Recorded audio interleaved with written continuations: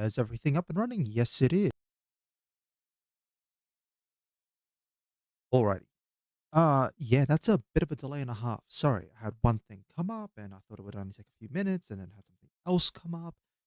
And then that took a bit more time, but I am here. Welcome everyone. I'm Dollar Free. Back to Dark Souls 2. I'm for trying to continue with the main story. Alas, Shrine of Amana is a monster. It's a menace. But in reality, with Shrine of Amana, it's only like one more bonfire. Like, literally, it is, you get to the next bonfire and then things are easier. It's just the stretch from so there are 4 bonfires in Shrine of Amana.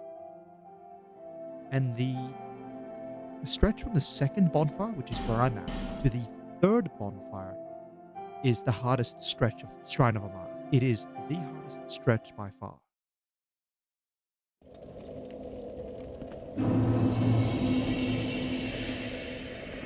Now, I think I say there are 4 bonfires because I think the 4th one's sort of out of the way. But in reality, there's 3 main bonfires. Alas, it is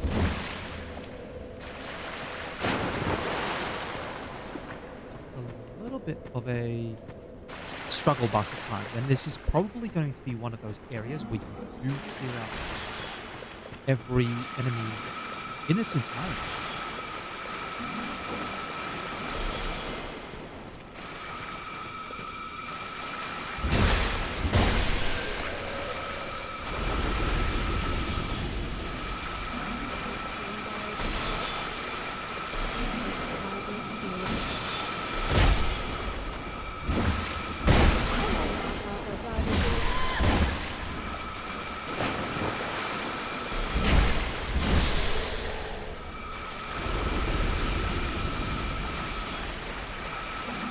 Oh.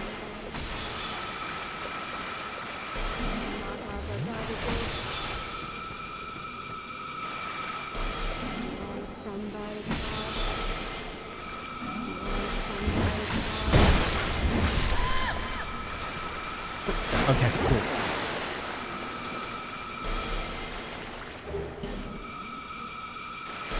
Ow. Okay. Play it safe. It's one of the things as well where things are a lot easier when you get to the third bonfire, especially for like tracking backwards through areas. Simply because the third bonfire, it's a weird little quirk with the AI. It's a weird quirk with the AI. But simply put, the AI is very good at detecting you from when you're running towards it, but it's dumb. Like, it doesn't have any sort of video detection if they don't turn around.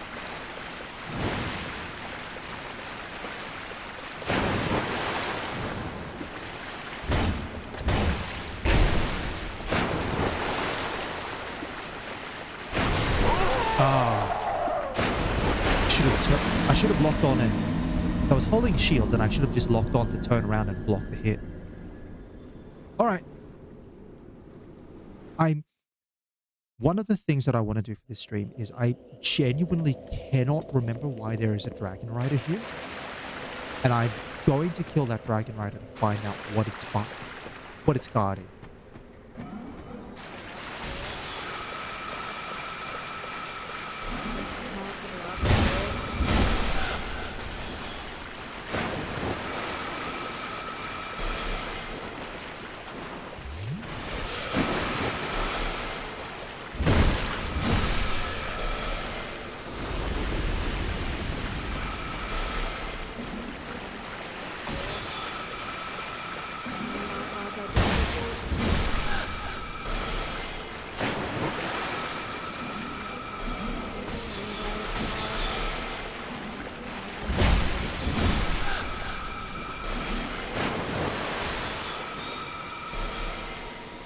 Right. I think these guys will Well, not these ones here specifically. But... Ow. Why you hit me?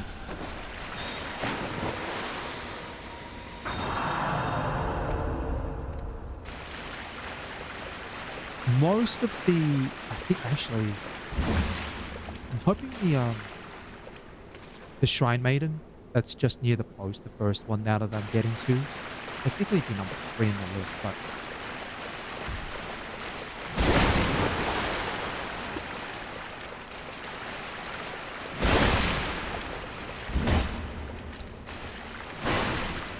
Oh! Wait, yeah, I saw that one coming. I'm hoping he fell in the water. Nope, I don't think he did. I heard a second splash. I got my hopes up there for a second. Trying to do a repeat of what's supposed to happen when you go to fight the Dragon Rider at Hades Tower of Flame. Lure the Dragon Rider out with a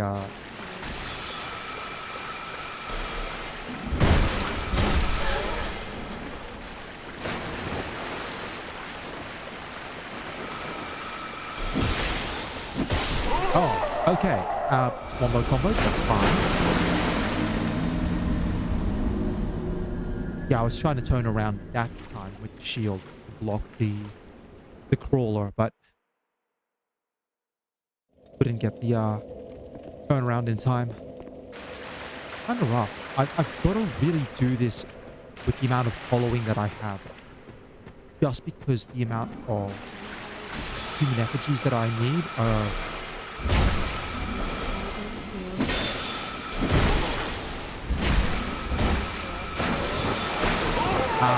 Caught off guard there on the roll. That was a bad attempt as well, just because I didn't take out a single enemy. That's rough.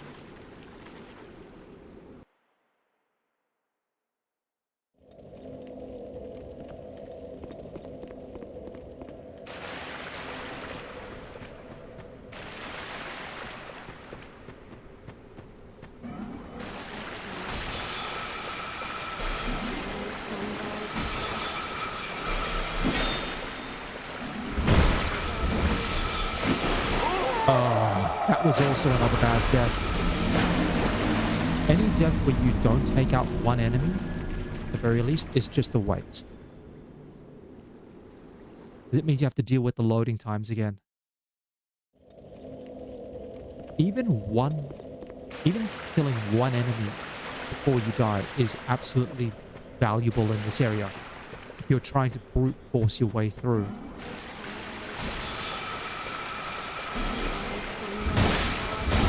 Like right there.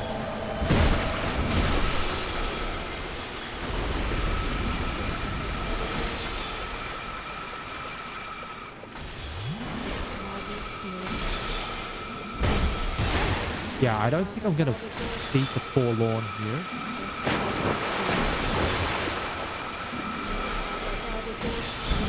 Yeah.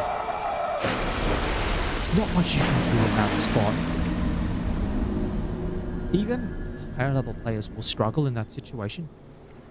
Even if you're dealing with the ranged...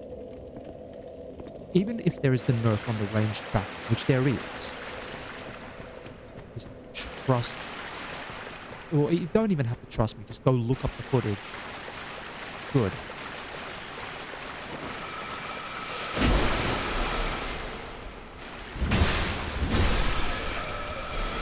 Yeah, you just have to look up the footage, really.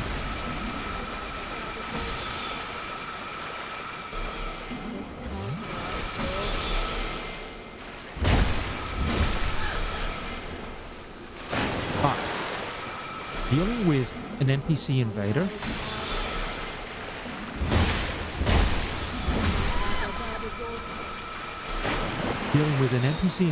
plus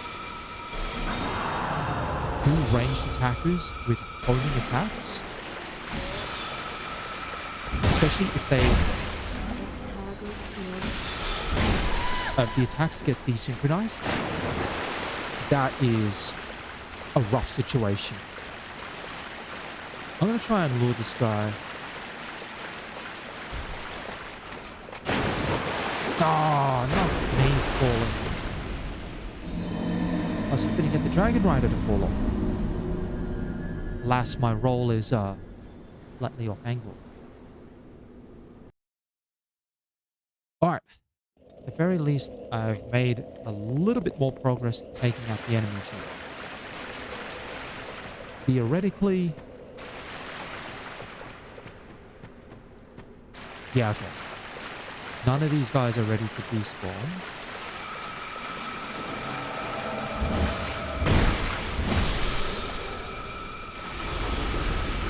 Alright, let me move back towards the bonfire.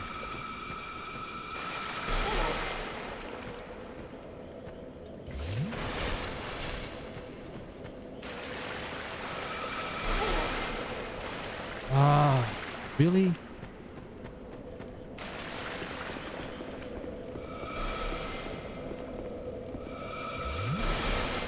Alright, let's do this.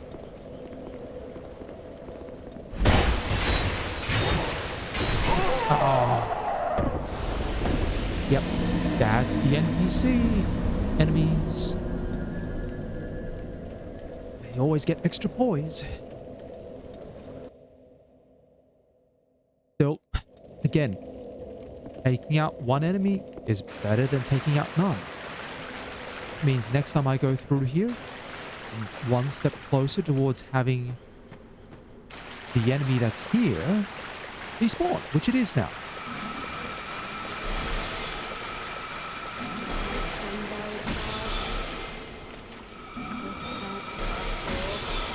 Oh.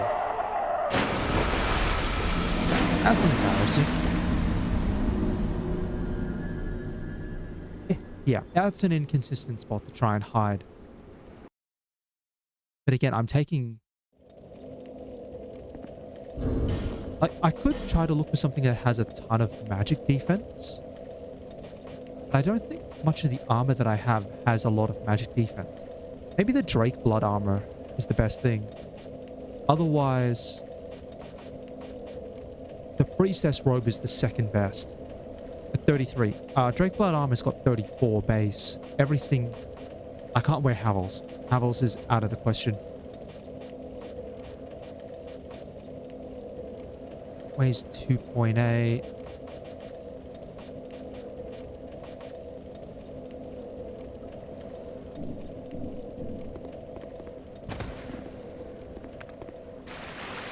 Alright.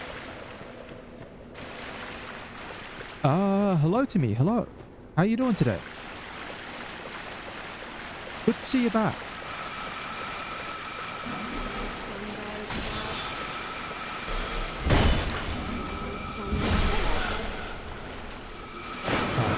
Come on, a little bit.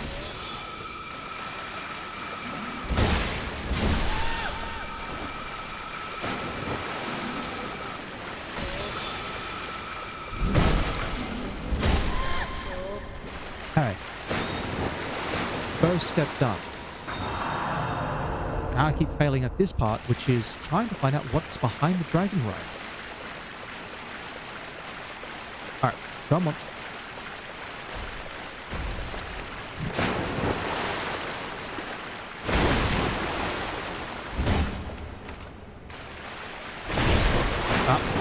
Actually, you know what? This is a... You mean there's nothing behind you, buddy? Like there's... Nothing? Nah, that's not... That's all right. Oh, I think I know what this area is. Okay, yeah. It is worth taking you out.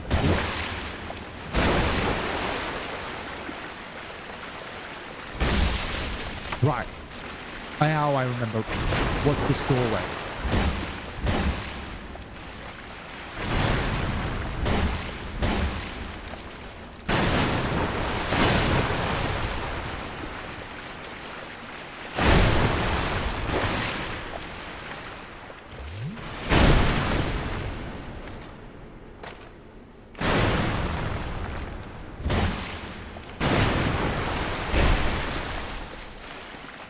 I'm dead.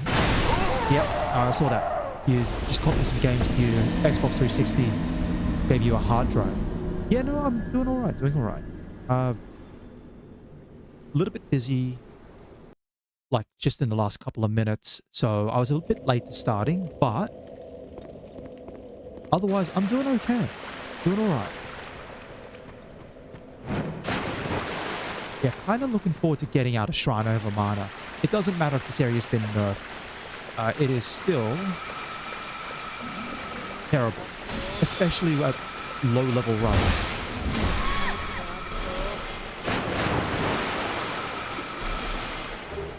Crimson water.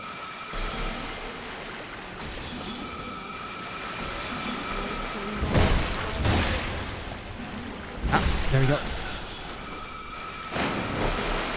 But copying games to your 360.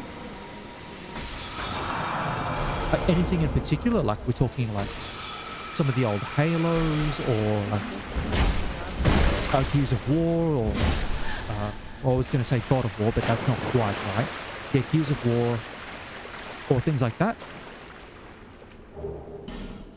Twinkling Titanite, thank you, I don't need that. Theoretically, I can ignore this guy now that I know what's behind there, which is the door to the King's Crown. And that means I have to come back here later on. Once I've got the King's Ring, then I'm fine.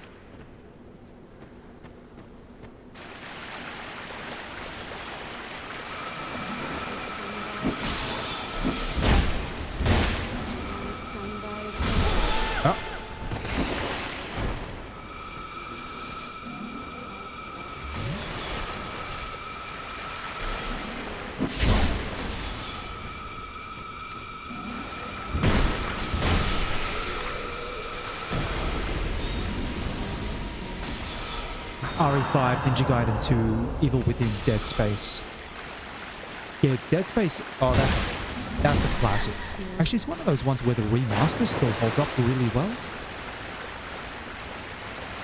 I need this guy.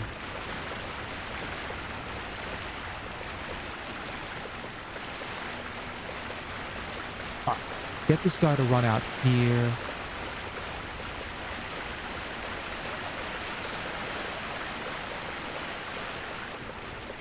Good.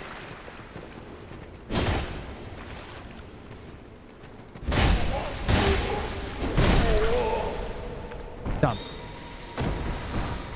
Yeah, Dead Space, the original holds up, the remaster holds up. It's a shame what happened with Dead Space 3. Real shame, actually, because Dead Space 2 wasn't too bad either. But like Dead Space 3, like things clearly happened in development there. Let me think, which one am I going? I'm going. What happened to you?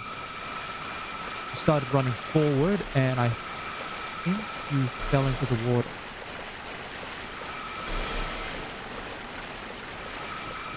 Almost there. Uh-oh. But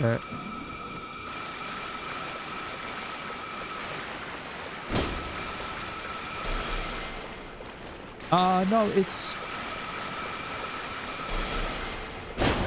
1.0 shrine is... I'm dead. Yeah, I'm dead. 1.0 shrine is worse. Just because the tracking on the shots is far, far worse on 1.0. Like, the shots will make, like, 90-degree turns quite easily.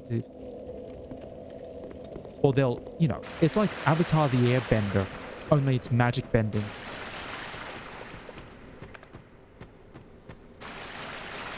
Unfortunately, it does mean that I have to deal with most of the guys again. Okay.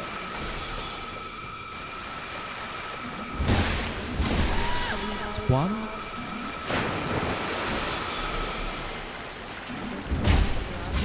Two. Okay.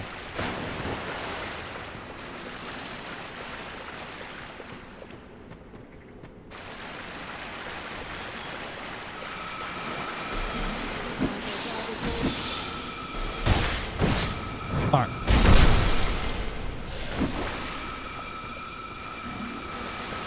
Yeah.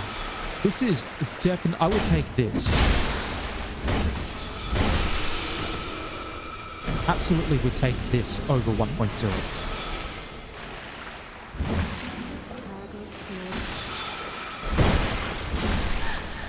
Mind you, this area is absolutely the bane of like no death, no bonfire runs. Absolutely the bane of no death, no bonfires. Makes you miss Isolith and Sen's Funhouse. I don't think anyone enjoys Isolith. Sen's Funhouse is always fun though. The exploration. But again, it's fun exploration to lead to little hidden parts and things. But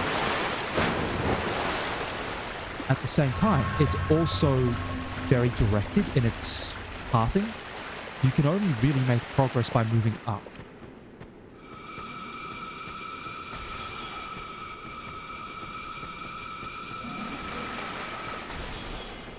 If I had a bow, I'd be fine, but I don't have enough crossbow shots.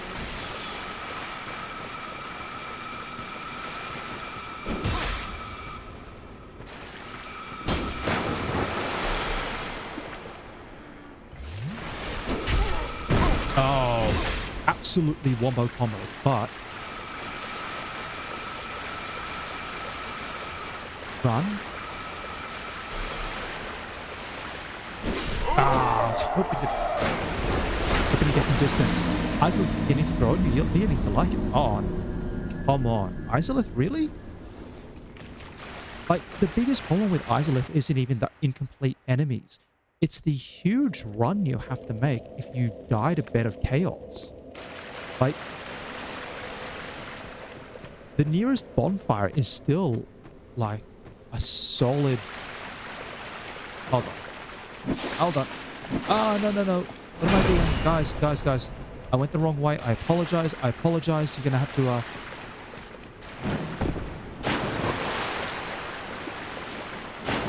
Oh! Absolutely. Sorry. I'm gonna go back to the bonfire. Panic.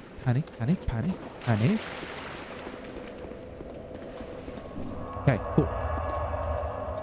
Like, I'm pretty sure the bonfire is like a 4 to 5 minute run from Bed of Chaos.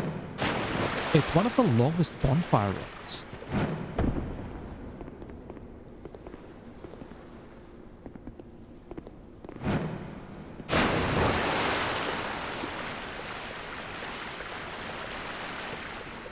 Okay, well, you do you in that sense, but okay.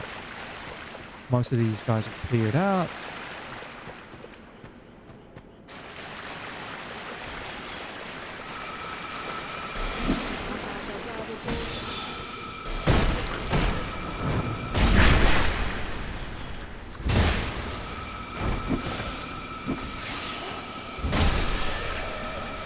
Okay, cool. Iframes are kicking in.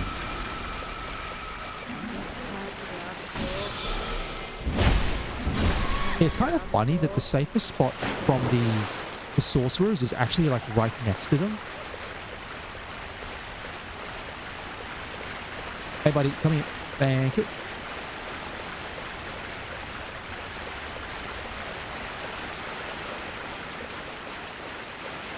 Right.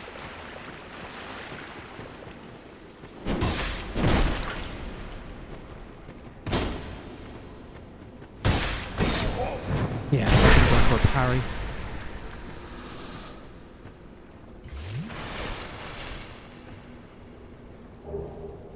At Orlando, I think I've got one of those already. No, I do not. Slumbering Dragon, I also don't have the strength for it. Yeah, stamina recovery here. It's better against lightning, but worse in every other way compared to the Blossom Kite Shield. Oh, I guess it's got more stability. Which is the icon. So it's like physical defense, magic defense, fire defense, lightning defense, dark defense, poison defense, bleed defense, petrification defense. No, it's curse defense. Curse resistance or curse defense. But stability is the same at 45. Durability is the same. Yeah, the Slumbering Dragon Shield kind of is like worse in every way to the Blossom Kite Shield. It's a shame they scrapped it with like a stamina recovery effect, and I don't even think the stamina recovery effect is better than the Blossom Kite.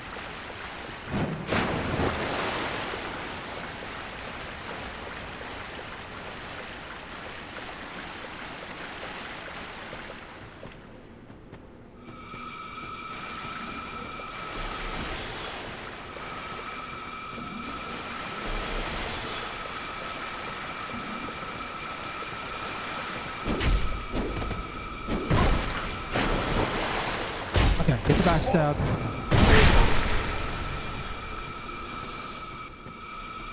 Juke the shot, drink. I'm dead. No, roll. Beautiful. I'm fine. I'm fine. I'm fine. I'm fine. I'm fine. Might be it. This might be it. Focus.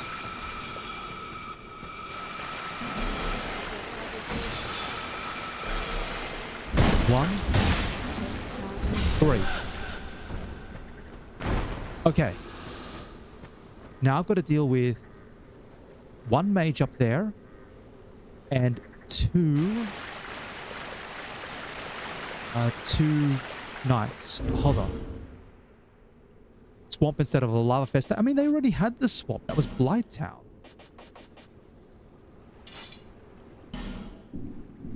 Alright. I don't mind if I can't use this properly. I just need to be able to shoot someone.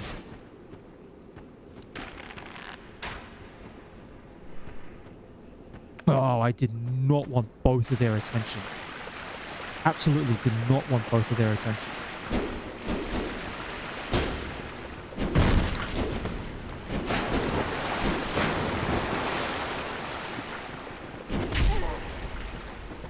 No, I'm dead. I'm dead. Did not want both of their attention. That is the worst, actually.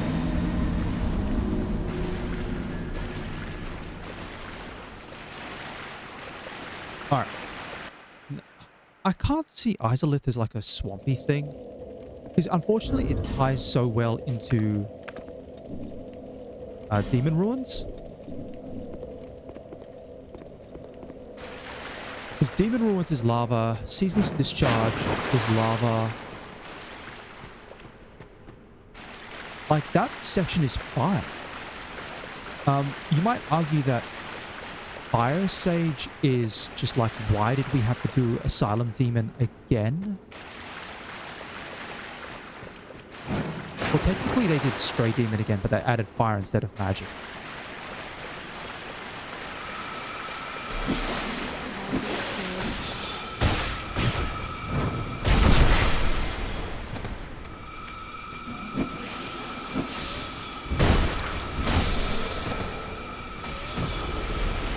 Once you hit Izalith, it's kind of like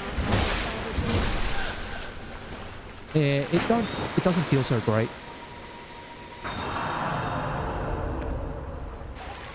I mean, especially when you compare it to, like, if I were to pick a later area, so post Lord Vessel area, that's like a really good area.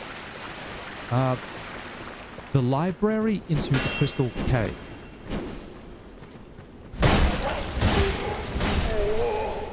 Yeah, library into Crystal Cave is probably one of my favorite areas. Archdrake Mace is that one, which is a great hammer. It's not a mace. Always awkward.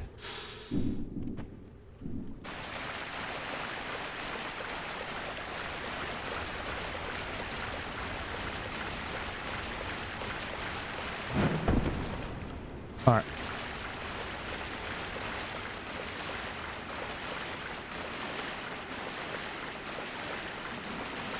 Oh, I've gone towards this guy.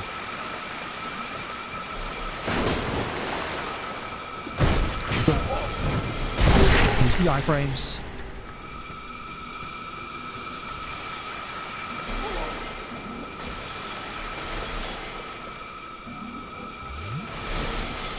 I live.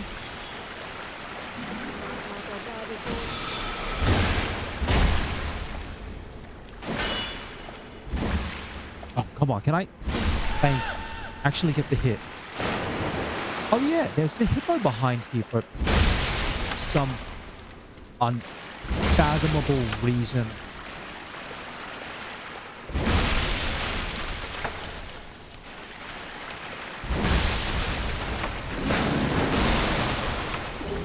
Yeah, I'll take that. I'll take that. Bye-bye, bye-bye, bye-bye. Bye-bye, hippo. Bye-bye. Nah, that's all good. Your internet bombed out. That's all good. I'm just saying, Crystal Cave is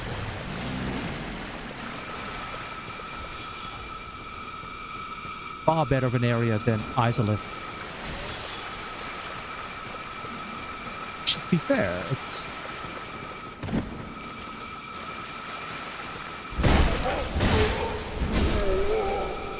Ow.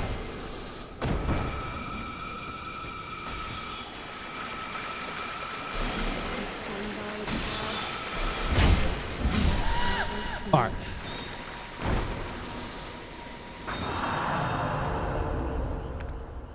I mean, it's kind of funny that New Londo is meant to be... Yeah, New Londo is meant to be the, another area where it's kind of that mix between post-game and, like, pre-Lord Vessel and post-Lord Vessel.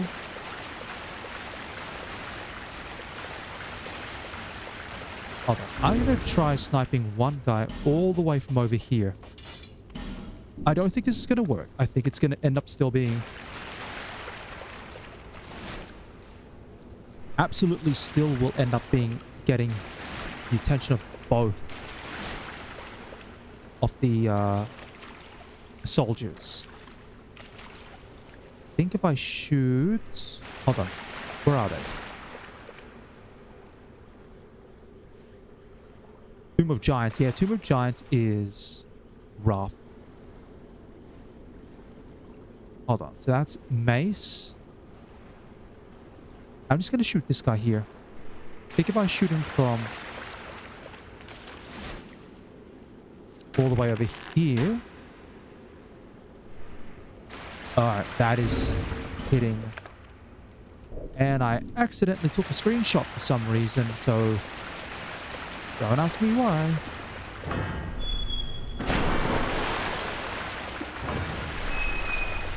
Have fun.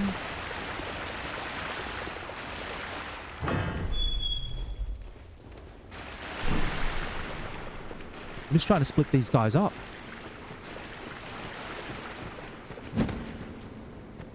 Okay, cool. Alright, I split them up. Now I've got to be careful, find out where the other one is. Tomb of the Giants is like awful the first time through. Because it's straight out the catacombs, so you're still in the catacombs mindset where it's... You know, do I have to look for necromancers? And then you get the giant skeletons.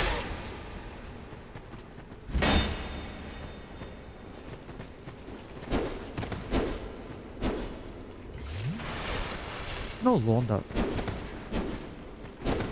I actually... I don't know how I feel about Anor Londo. Alright. I think we're just about right.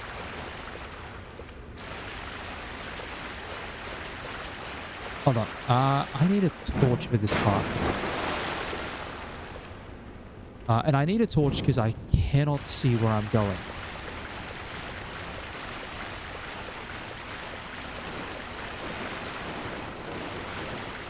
Oh. Okay, guys. 1, 2. 1, 2. Okay, there we are. The people. Oh, why are you all so here?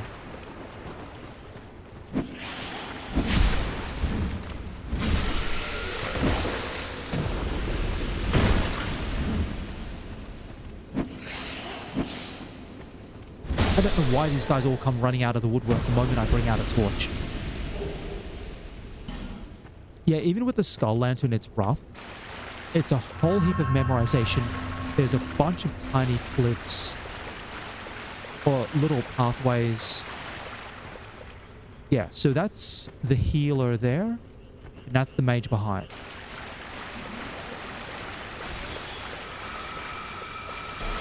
What I might do is I might actually go to the mist.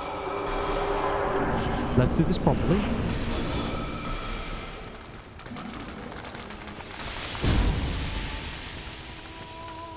Light the bonfire.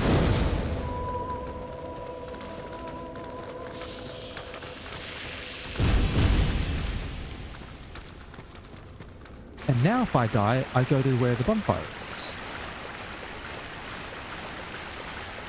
Lady, you're looking the wrong way. Yeah, so I don't know how I feel about Anor Londo, because Anor Londo seems really nice. And I'm going to ignore the whole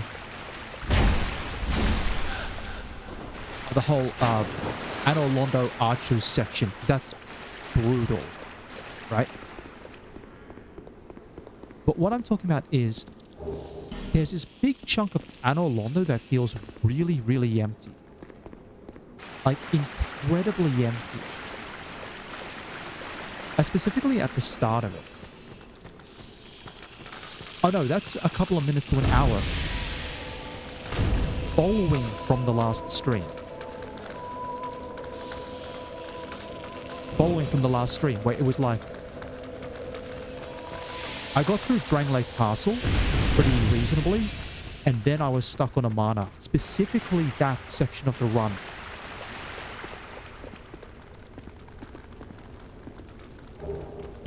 Okay. Yeah, it's that item over there. The other one as well. They're all from the other location, that's right. That's one where you kind of need to be, you need the King's Ring. Alright. Now for the awful part. Sorry, the other awful part. Up there with the gas.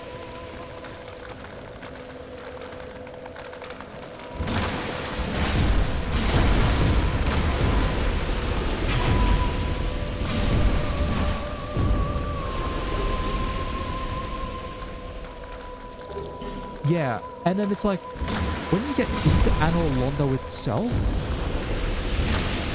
Hold on. When you get into Anor Londo itself, it's only the tiniest little section of Anor Londo. That's one of the things that I think they really took a lesson from for every game afterwards. The projection of size cannot be... I guess if you project an area to be big... Oh, no, I don't want gas, I don't want gas. If you project an area to be a large area, the overall area that you explore should match that size. It can't be like, here's this huge area and you only get to explore 25% of it.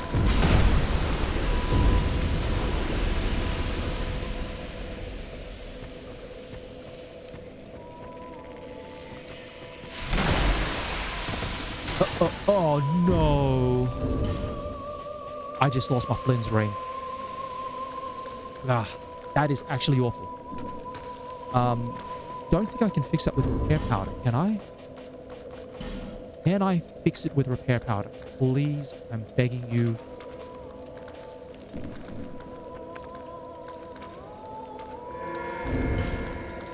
No, it's broken.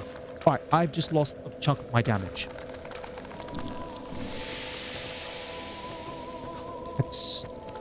That's kind of awful, actually. I just lost a huge chunk of damage. You only go... Oh. I don't think I can get that fixed. No, there's no way I can get the Flynn's ring fixed. Oh, and that's rough, because I needed Flynn's ring... Oh, I was planning on using Flynn's ring to help me out with the DLC areas.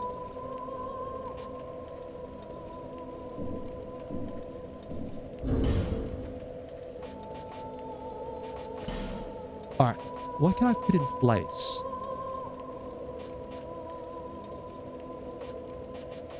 I need something. I can go life ring +2, which is a solid hit.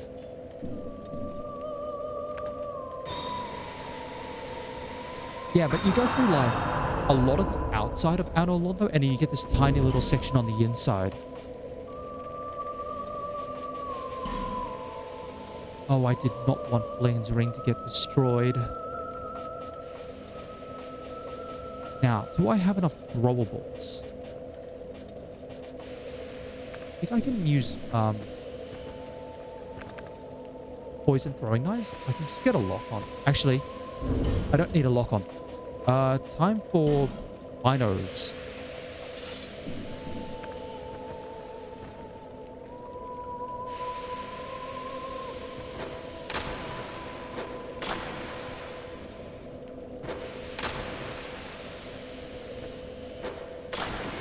There we are. Poison's kicking in. But yeah, it is undeniable that it's a massive section of Anor Londo that is unexplorable. Oh, man. I'm going to be moaning about the Flynn's ring for a while. I apologize. That ring, the Flynn's ring, is 60 AR. 60. It is absolutely massive. And now that it's broken, I can't fix it.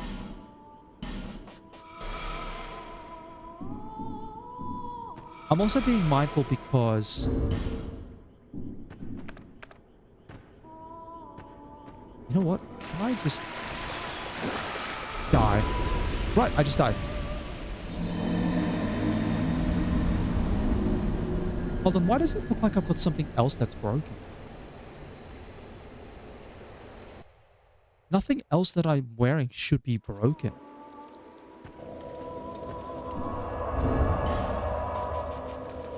That's fine, that's fine.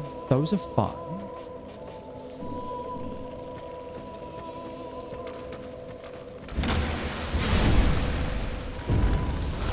Yeah, but again, that's something they pick up from like every other Souls game.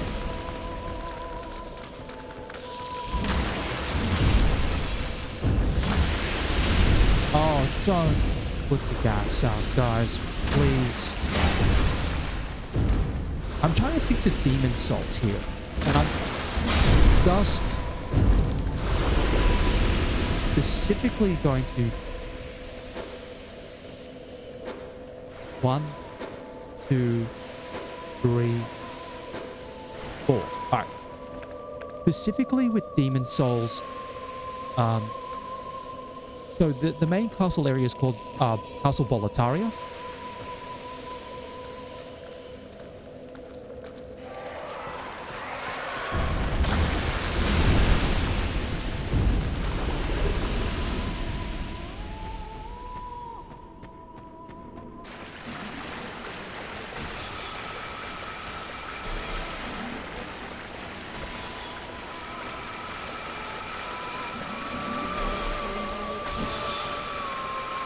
Hold on, I think I get invaded. Right there.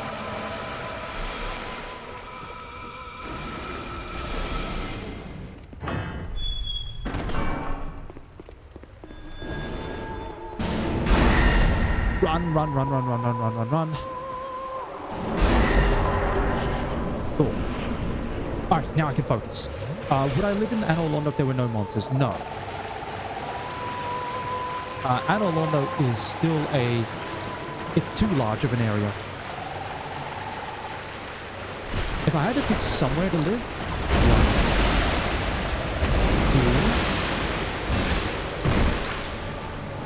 if I had to pick somewhere to live in Dark Souls,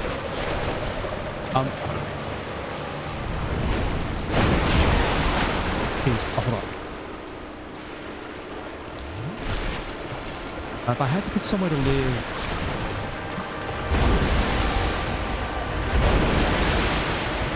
good question actually, because it's like your choice is like Undead Bird. Oh, that's awful. I did not expect the charge move.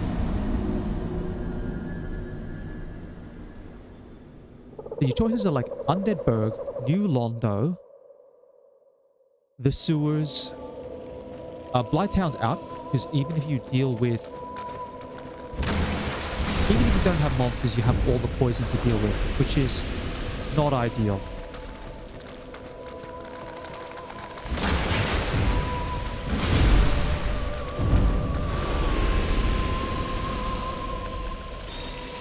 Um, for some reason, I feel like Undead Parish might actually not be too bad, all things considered.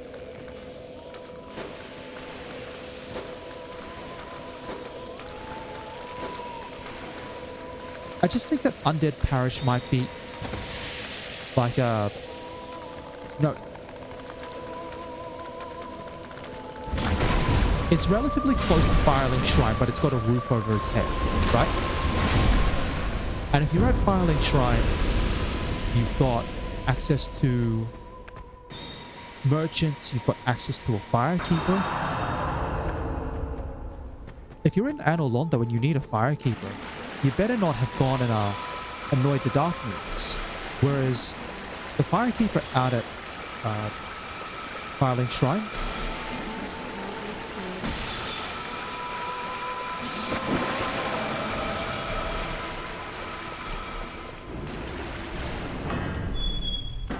roll through.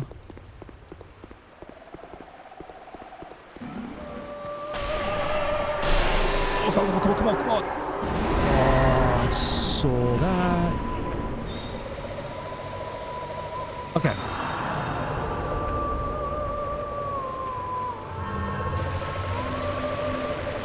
Yeah, I think it's just a matter of, I'd say Undead Parish.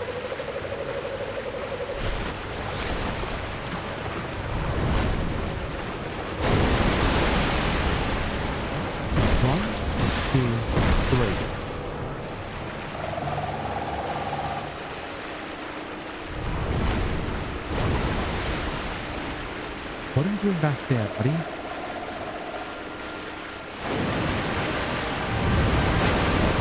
Alright, so you ran in.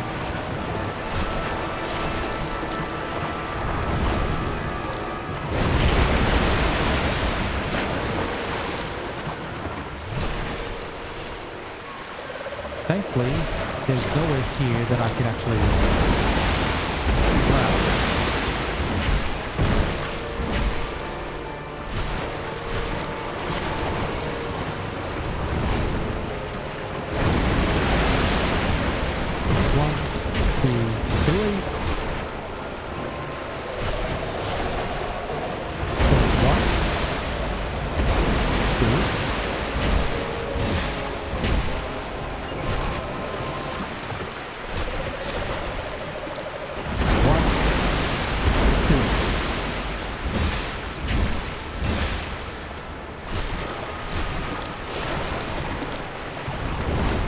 Backing up, you backing up. Did I just... Oh, I died. I just died. Oh, that's awful. If I get hit by the slam, I have to double chug.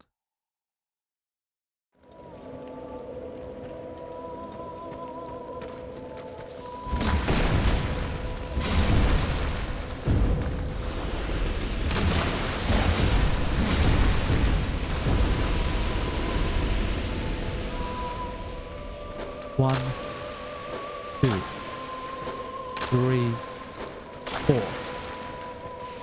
I have 4 more sets of poison knives to work through, and then that's about it.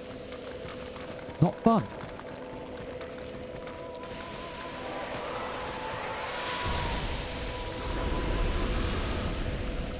Now, I don't think I've got a way to...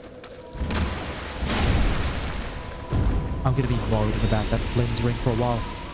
Once I beat the Demon of Song, I'm going to have to go check if there is any way that I can actually repair the lens ring or not. But I think now that it's permanently chunked,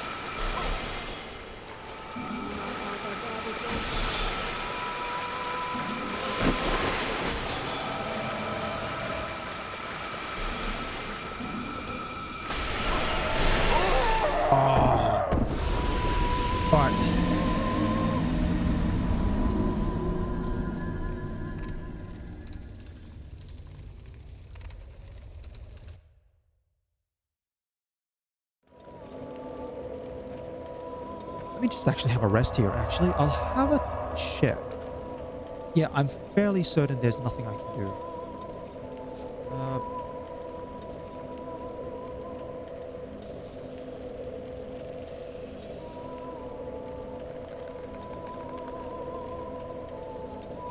is broken, yet that doesn't work.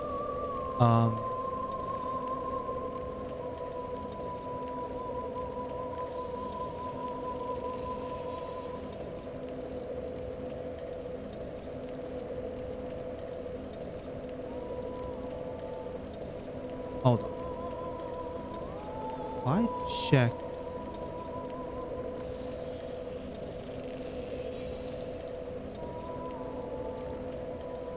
Enemies. A quick check the pagan tree.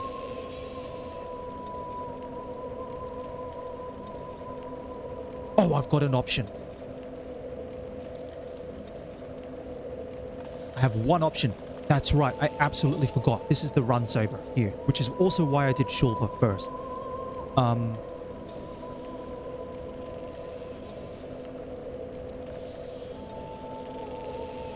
Okay. All right. So, the thing I went and double checked, and I'm so glad I double checked this. Shulva Sanctum City has... There was a little secret that I showed off before when I was in Shulva, which is the... There's this one little tree that's kind of around the place, and it just hangs out, and it does its own thing, and it's like, why are you here? And it had a spotted whip next to it.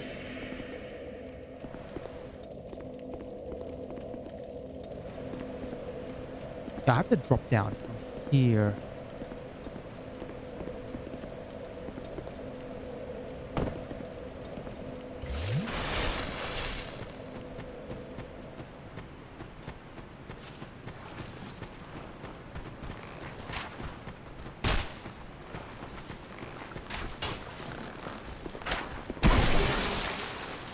Got the torch.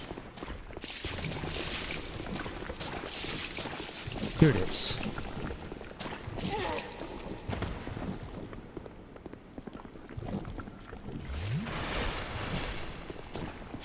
It's got to deal with 1, 2 Sanctum Knights.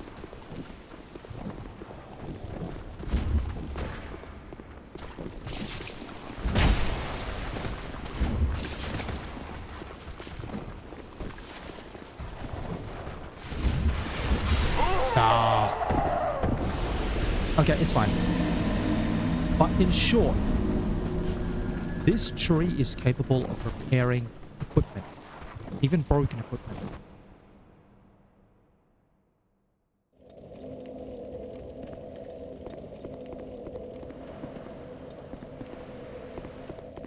I think I should do this properly. Drop down. Jump.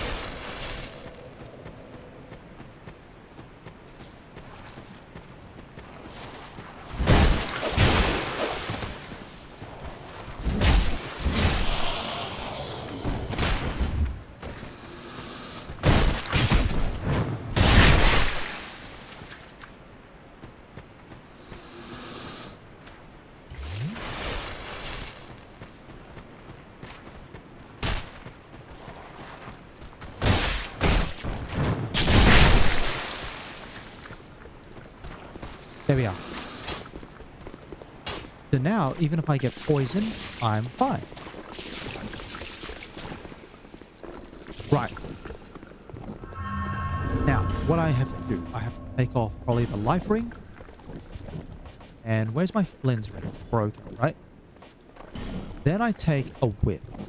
Any whip will do the trick. I'll take that one. Doesn't even matter if I can't wield the whip.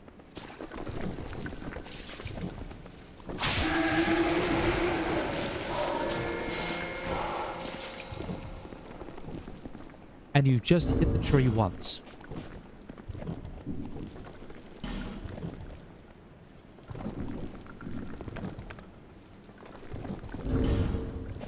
And that actually heals everything. Absolutely the run saver. Now, that only works as long as this guy's alive. So, you have to hit the face, but you don't want it to die. So, you use like a weak weapon. They give you a +7 notch whip here to indicate that you're meant to use a whip weapon on it. So that's right, you have to use a whip. But If you picked up a notched whip, say from...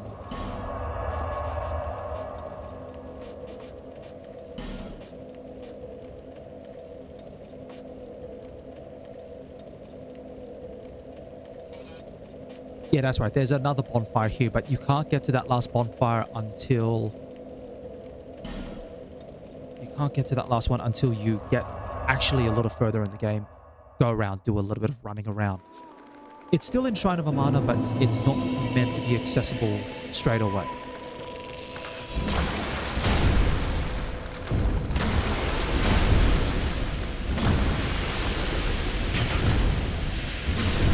No.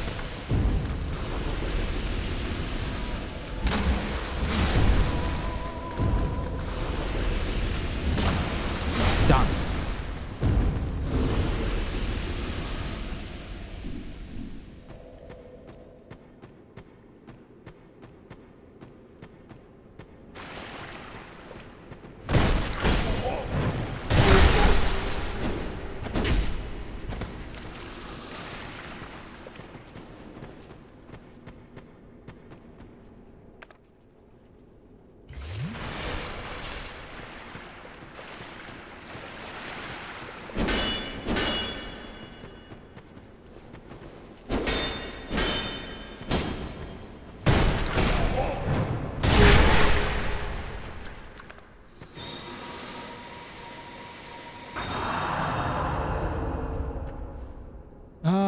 I could go backwards. Hold on, what happens if I switch this out for, say, the black fire bombs?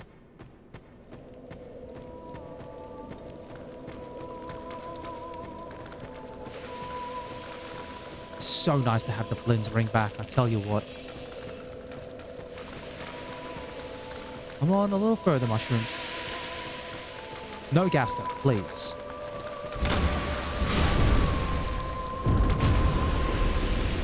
One, two, three.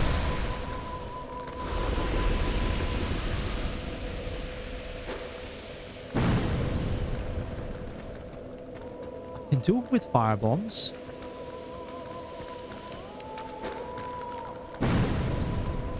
No, that's going to be a bit awful. I think I get one attempt with fire bombs. Absolutely, only get one attempt with fire bombs.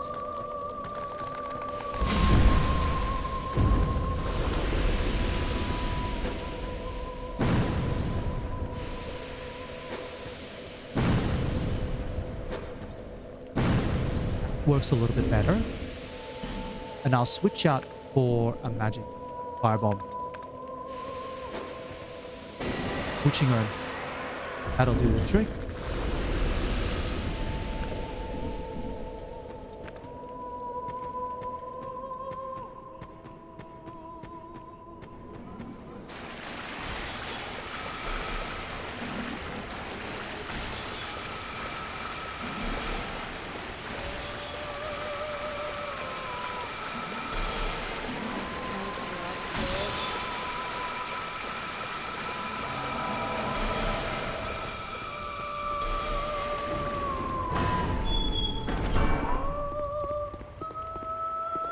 Almost there, almost there, almost there.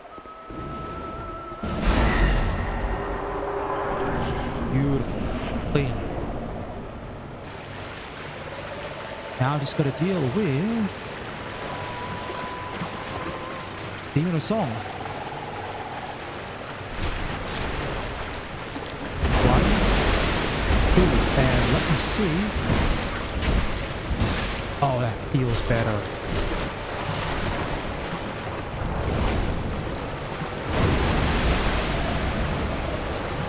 One, two. I get you to come up, buddy.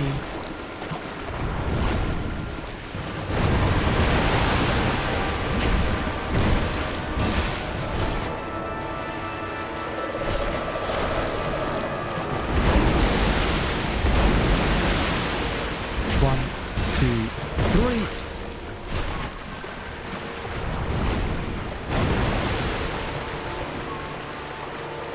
What are you going to do? Are you going to dash? Or just dashing? Run around this way. Make sure I give myself space so I can maneuver. 1, 2. 1, 2, 3. I think I need 4 hits.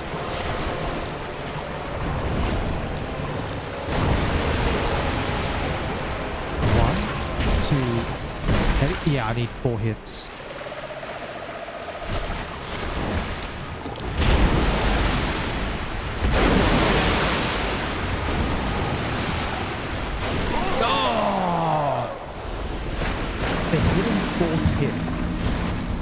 That's right.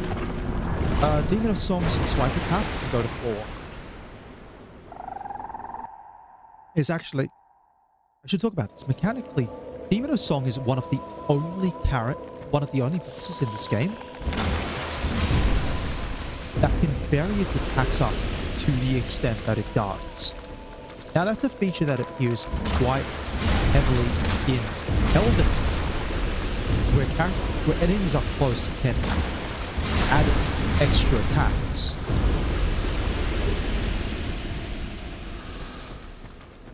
And it forces you to stay on your toes.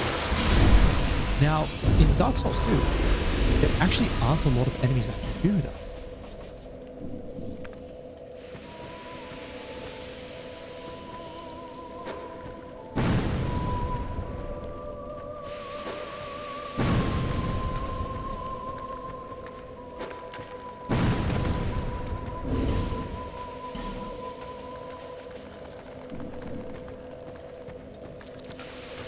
Nope.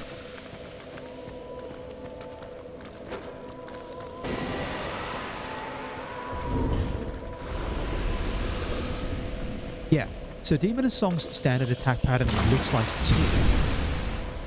But theoretically, Demon of Song can go up to 4 and is capable of cancelling at 2. Fantastic.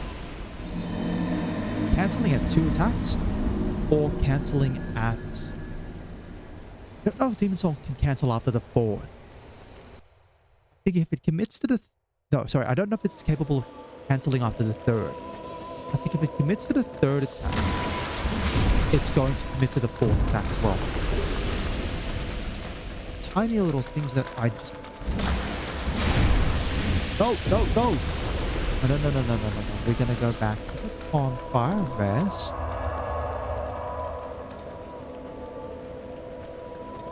Know what we're doing. We're gonna go 1, 2.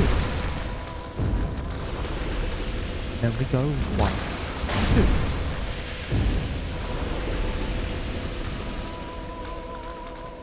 And then we go 3.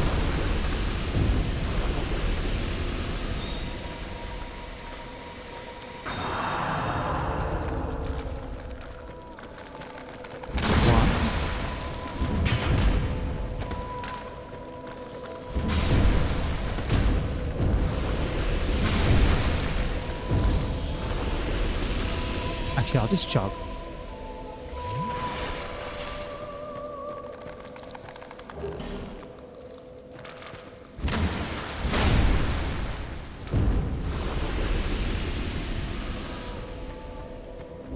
Alright. Let me grab the black fire bombs.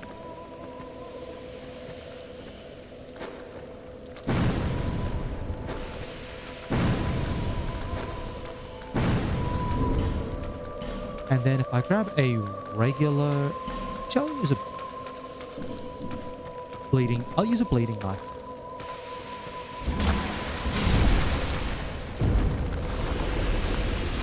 Done. I don't think the mushrooms can bleed. Fuck. Alright. Getting... there. Come on. Come on.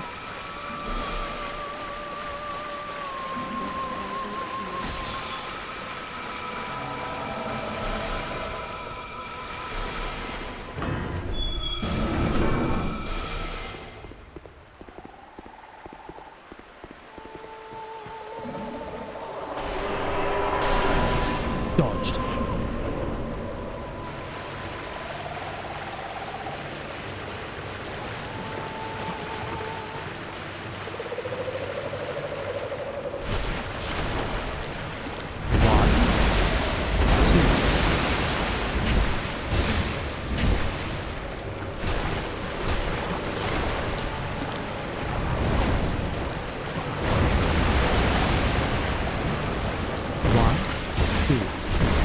3. Got the 30 hit in. Beautiful.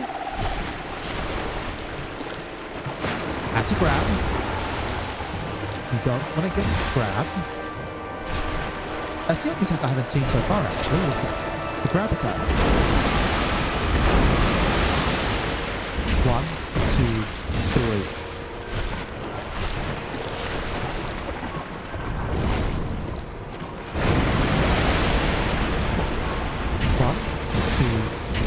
And then I just need one more good cycle, please. 1,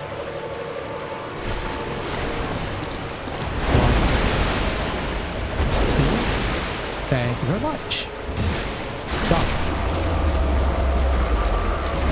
And that is the little song done and dusted. That's the key to the embedded. I'll come back to that in a little bit later on. For the moment,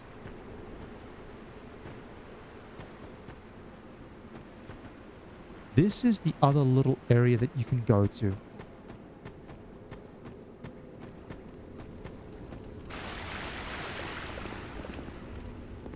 Now,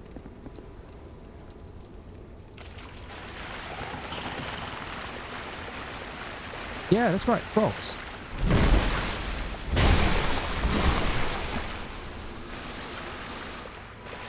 And of course, frogs mean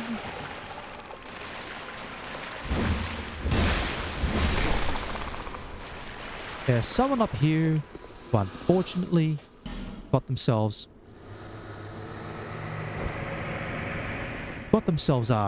petrified right in a really awkward spot. Don't know why these guys like doing this.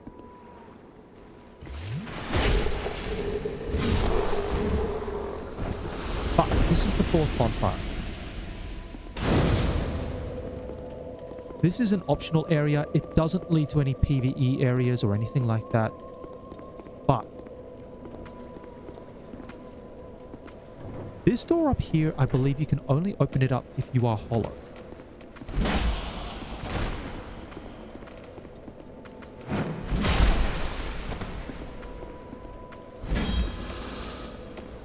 Yeah, this is like one of those doors that you can only open up if you're hollow.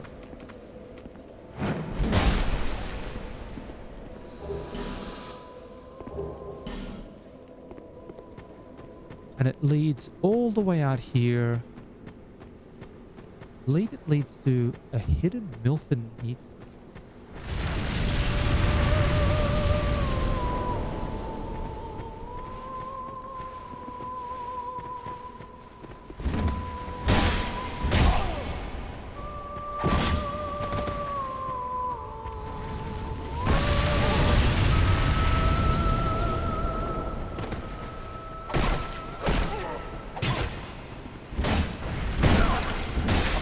No, no. Thank you.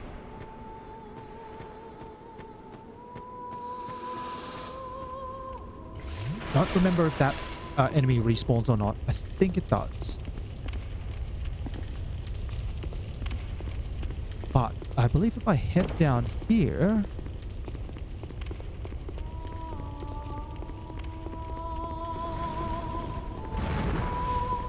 that's right. There's another one of you.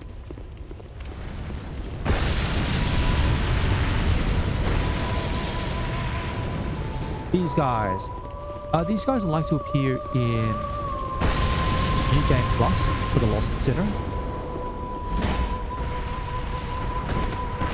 Oh, Firestorm. Alright, let's just play it safe.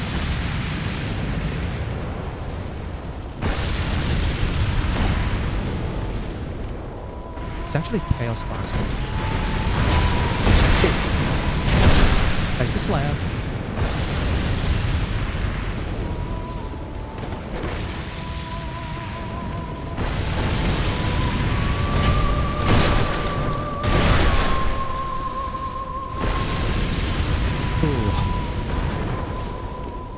So it's a Chaos Fireball, Lingering Flame.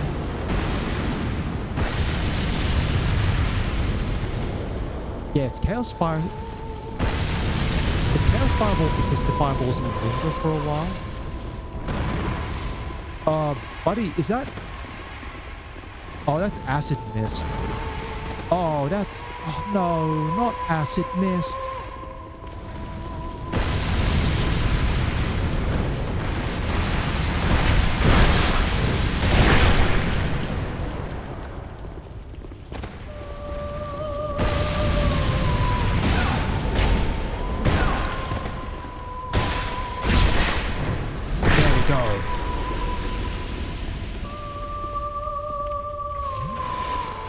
acid mist. Let's have a look at everything. Oh, see, I almost have my Flynn's ring broken again. Thank goodness acid mist isn't as effective as the mushrooms. The fire seed.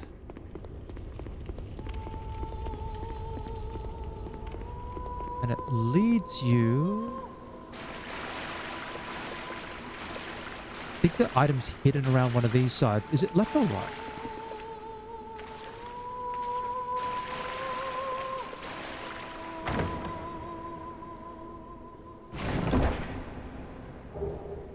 Manslayer.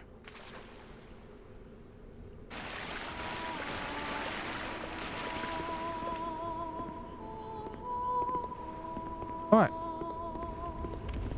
So the rest of this, you can't go any further. This is, it's all death. You drop down there, you die. I probably could show you with a couple of bloodstains. Let's look at this poor guy. Yep. Whereas the side over here... Yeah, it's pretty much all death. But you can hear the singing, right? So let's talk about the singing. Really one of those neat little lore details you pick up on. We've already met the Milfinito. Milfinitos sing to put those who slumber. So those who are bound to darkness, and it sings to keep them away.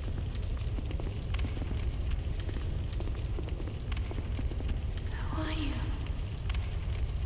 And what do you want from us?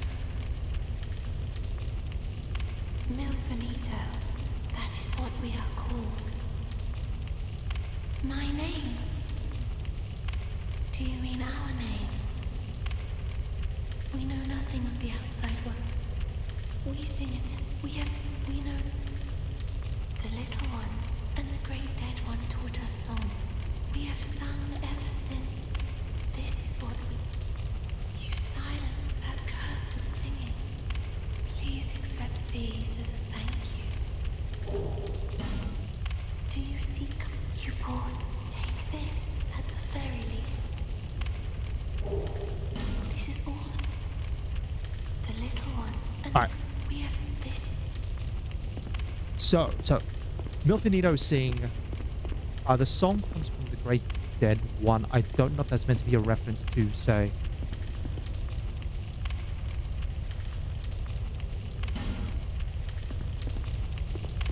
Reference to, I think, Nito, or from Dark Souls 1. Let's talk about the singing. The Milfinito singing, and we've met 3 Milfinito, actually. This one, who's up here. The first one we met was down by the shack that's between the first Shrine of Amana bonfire and the second Shrine of Amana bonfire. And the third one was right before the boss. It was only a glimpse, but I talked to a character who then faded into dust or nothingness. But the singing continues.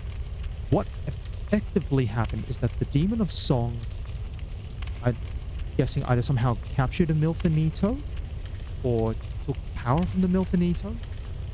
And the singing that you hear on that third part, so from the third bonfire, the singing that you hear that sounds like what it is there is actually from the Demon of Song, and it's a false song.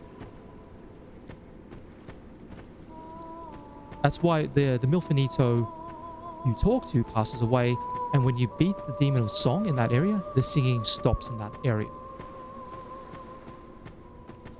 Alas, I should also talk about the little thing that I prayed to up there.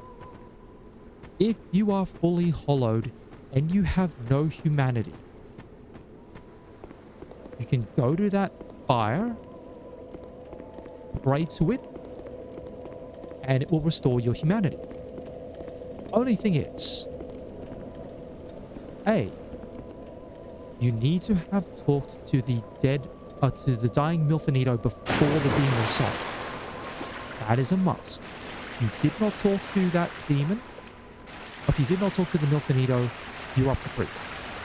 And you must also have rescued the Milfinito that is in Drangleic Castle.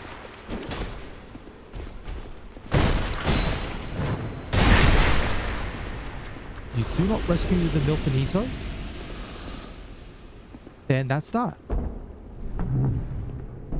But alas, I'll get to the next bonfire and then go for the rescue. Because I'll actually show you. The key to the embedded was it's a weapon. It's also a key. And it's a great sword. And it was used for a lot of earlier Dark Souls 2 speedruns, where it was seen as a very easily accessible, high damage weapon for the purposes of later on in the game. That was before the route got optimized towards S-Stock plus resins.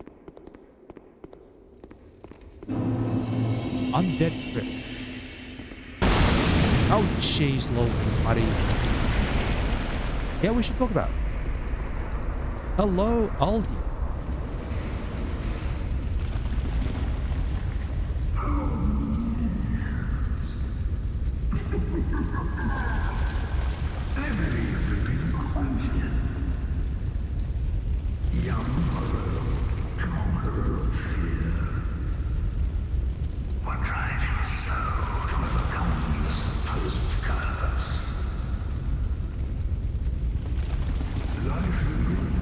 No, that's all good. That's all good.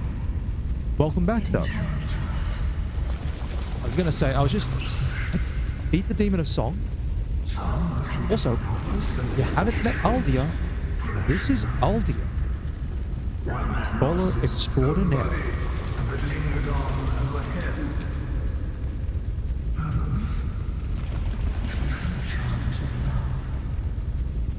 Yeah, Aldia's a pretty looking fella, ain't he? I think the face is meant to be around the eye, but I always keep thinking that the little opening here in front of me is the mouth.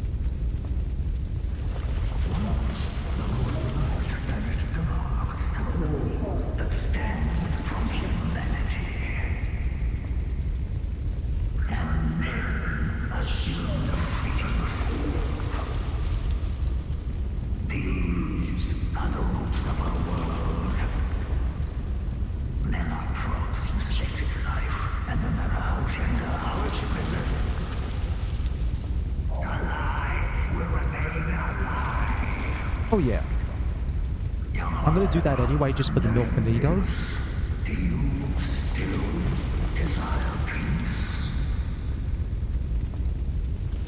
Do we desire peace or no? Doesn't matter what we pick here. Yeah, so I'm gonna have to commit human effigies towards...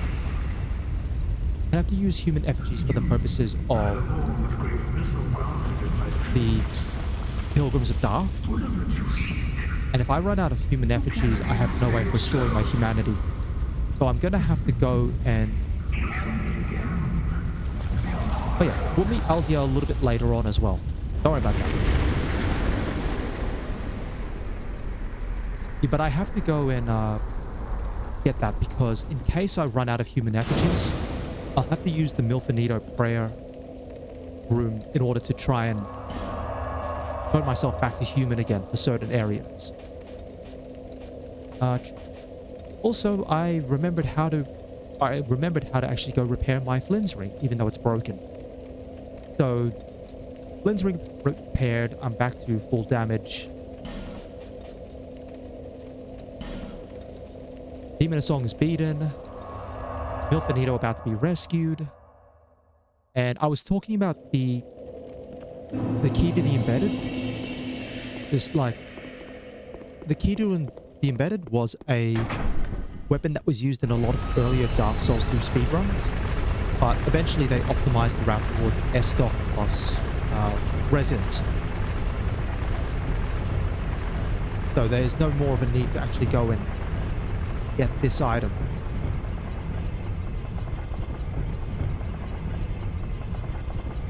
It's also a little bit easier because you can buy the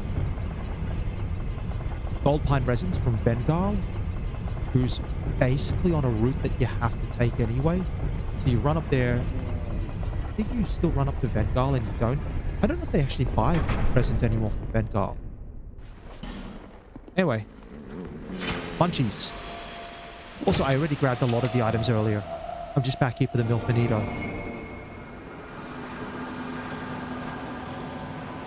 Oh yeah, and just for the record, for anyone who's watching along, you can't carry the key to the embedded over between new game cycles.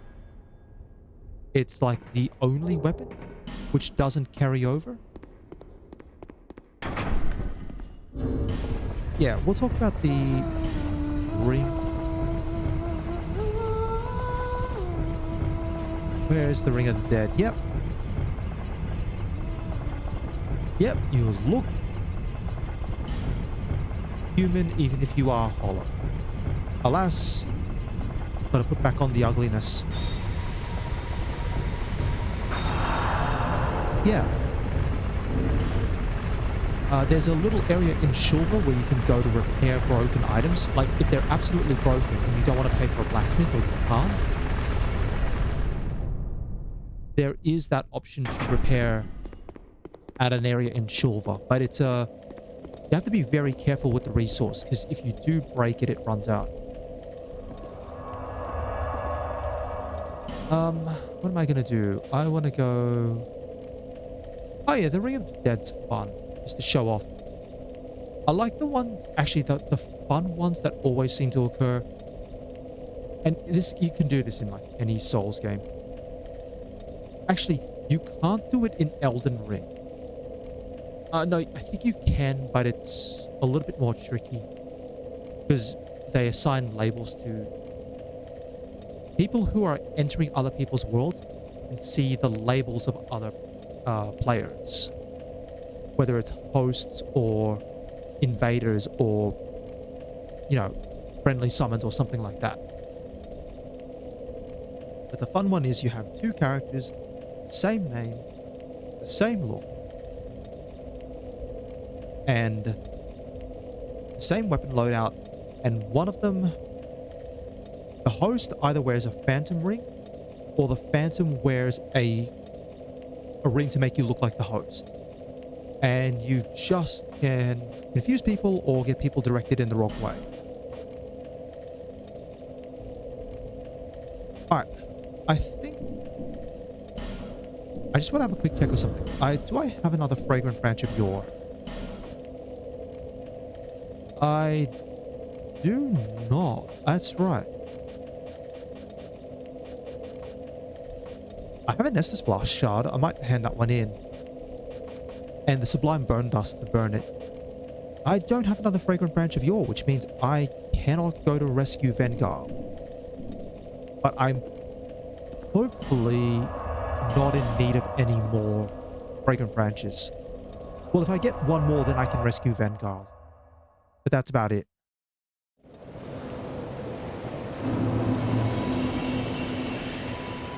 Is that a shop? Here, to see. However... Alright. Throw that in.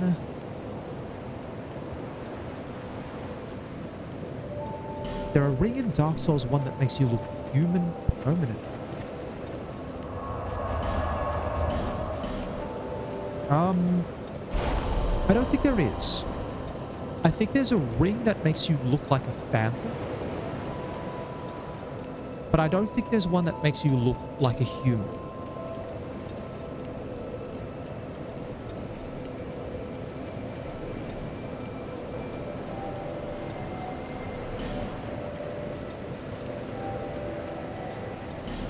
Oh, speaking of rings, I might as well try to hand in the various shiny, smooth and shiny items in up to the crows and see if I can actually get my hands on one of those rings.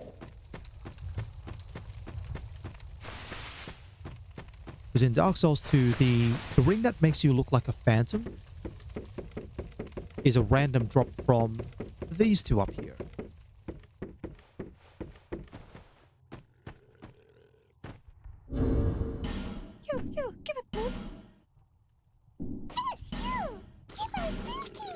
Okay. I'm gonna leave everything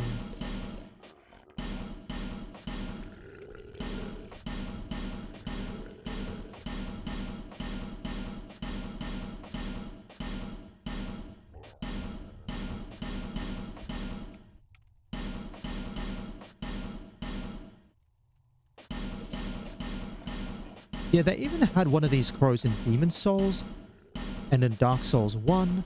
I don't know if they put one in Dark Souls 3. And I haven't found any of this kind of crow in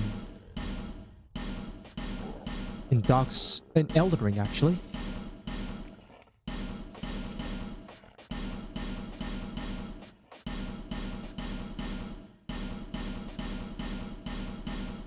Okay, almost there. And the last one. All right, let's pick up everything. Crimson water. No, I've got nothing else to give. Life gems. Divine blessing. Ooh, divine blessing from a small smooth and silky is not bad. Human effigy. I will take a human effigy for sure. Bunch of stones. Soul of a proud knight. All stuff that I'm getting probably from the regulars. Cracked blue. Channeler's trident. Ooh, that's a fun. Double channeler's trident. Sure, whatever. Old whip. Here we are, the white ring. That's the one.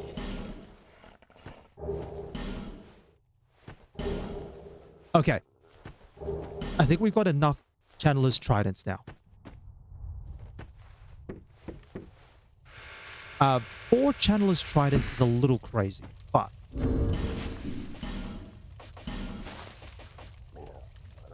I need 15 dexterity in order to wield it. And I probably could with the right item. Absolutely could. Yeah. Let's go over the white ring. That's Yorg's ring.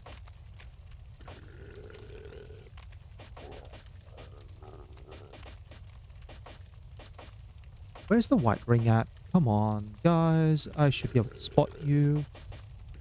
Ring of the Dead. Thorns. There we are. That's right. Unfortunately, you still look hollow. You have to combine the Ring of the Dead with the white ring in order to get your shinies on. But yes, absolutely. I think the white ring was in Dark Souls 1, but I don't think there's a reverse.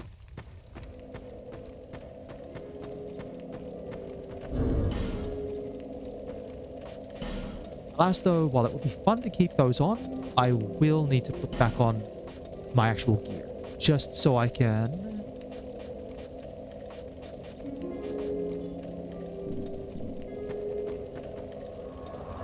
Oh, hold on. Yeah, just, okay. Very slight glimpse there of the old... Right there. Oh, no, you don't have the Minotaur legging. No, hold on. It's Minotaur head, Jester body, engraved gauntlets, and I cannot remember what the legs are, but it's like the mathematical best. It's mathematically the most efficient poise level and balance for weight and damage. And it's enough poise to be able to take a hit from a two-handed S-stock, I believe, or no, a one-handed S-stock, which does 20 poise damage. Oh, the maths involved around poise is fun. But then they removed all of that. And now in Elden Ring, poise doesn't really matter at all, which is a massive shame. Alright. Yeah, I really don't know what I'm going to do with 4 Channeler's Tridents, but with this build, I actually will have a way to wield all the Channeler's Tridents. Make no mistake, I will. Alright, so now we're seeing the rest of the maps here. So that's Undead Crypt. That's probably Aldia's Keep. The Dragon Shrine.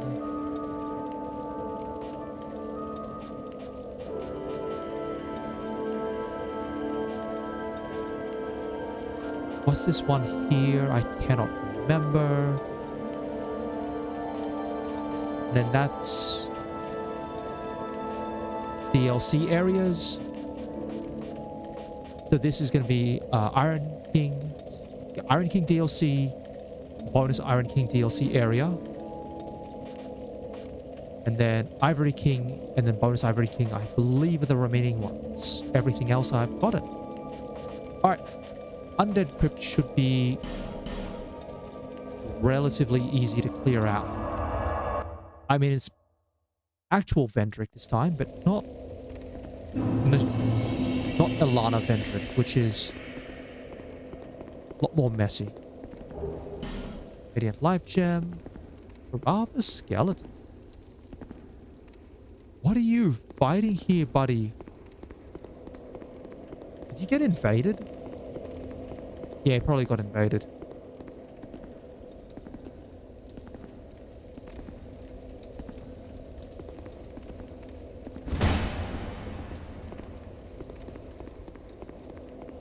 Hold on, that's right. There we go. That's right. Dark Souls 2 has hidden enemies. I haven't paid too much attention to them, but in this case, this one was signposted, so it's like, yeah. Might as well. Yeah, there are hidden undead hollows. They don't attack. But if you do find one,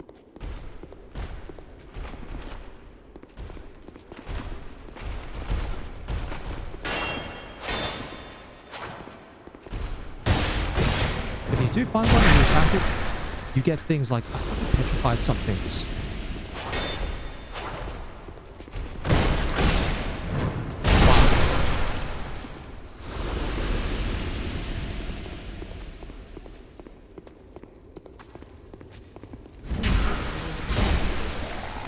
Alright. It's all good. Take care. Hope you all take care of yourselves. But that's all good.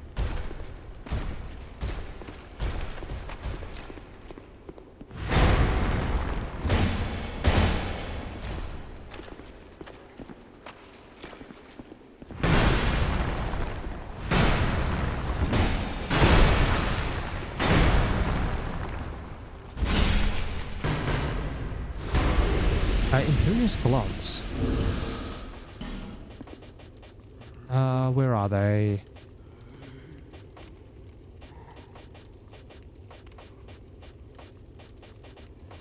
There we are. Gloves worn by once proud knights, relics of a party long ago who attempted to conquer the undead labyrinth, undead crypt. With this active conceit, they will never rest in peace and instead serve as crypt guardians. Yeah, so a bunch of people tried to come in here in force. And they all got absolutely blown out.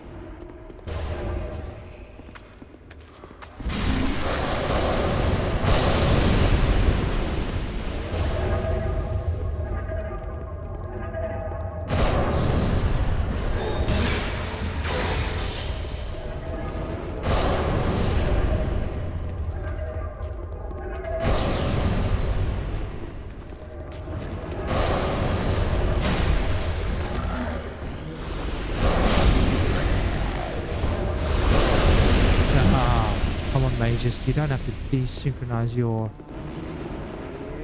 bells.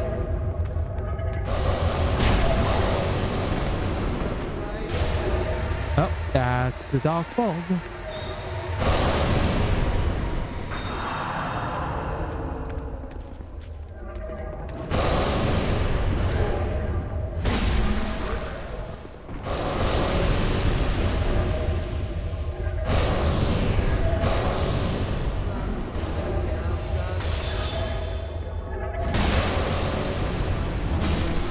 That's one. Black Witch's Staff.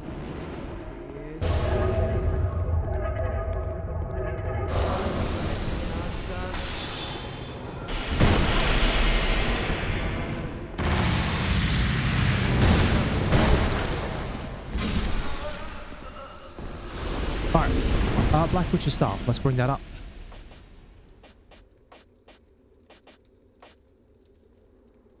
Where are you? Here we are. A scaling in. X is C scaling in. Hold on, is that? Yeah. So it can cast sorceries, miracles, and hexes. And it has a scaling in magic, a C scaling in pyromancies, although I don't know why. Has a D scaling in lightning and an A scaling in dark. Also, you can see that if you hit someone with it, it does damage across all 4 of the magic attributes. Yeah, it was the stuff used in one of those videos by Limit Breakers? Yeah, it was Limit Breakers. Halt. Human, do not produce light. Light and all those who bear it are unwelcome in this place. Yeah, the warning about not producing light is super legit. If you break out a torch in here, the guy up there will aggro you. And good luck with that.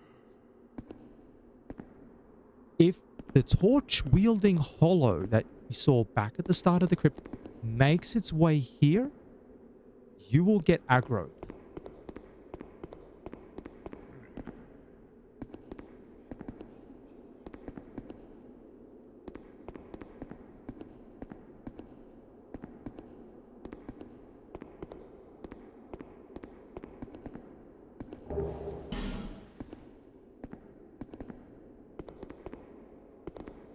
Also, these guys are marked as enemies, but while you don't have light in here, they won't aggro onto you. And while you are friendly with this guy, they won't aggro onto you. What happened here, though? These people may have all tried to fight the Warden Keepers. I am Ugdane, guardian of the crypt. Also, this guy's blue. Rest here in peace, cradled by the comfort of dark. Light only agitates. We have no need for it here. I am a finito. We weave death. Yeah, and watch so over the he's dead.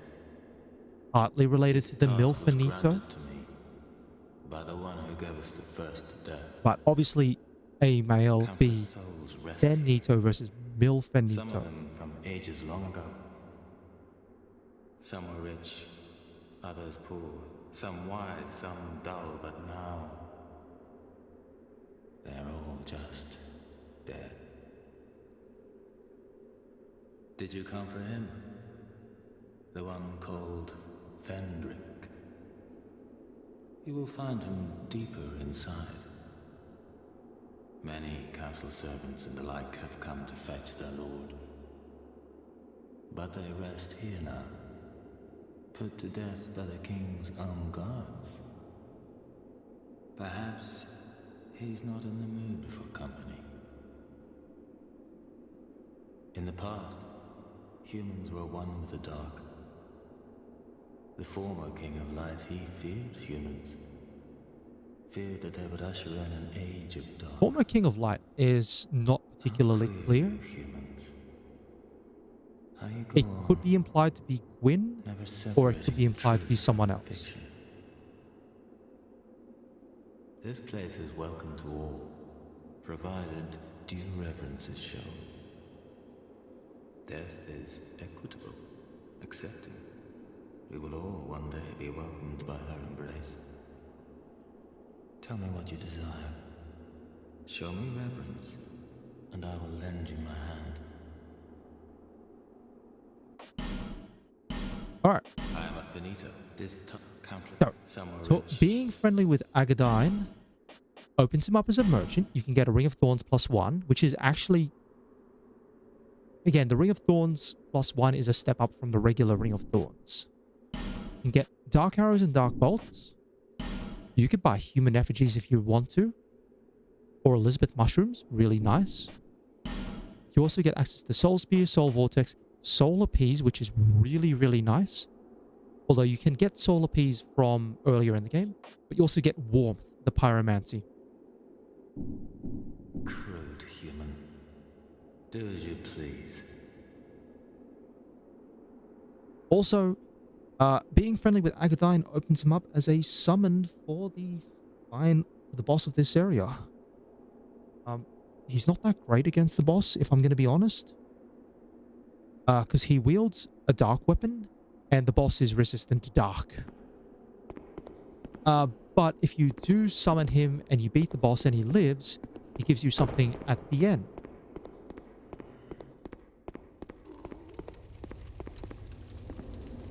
In the meanwhile, yeah, you can't bring light into where he is specifically, but you can use light for some of these other areas.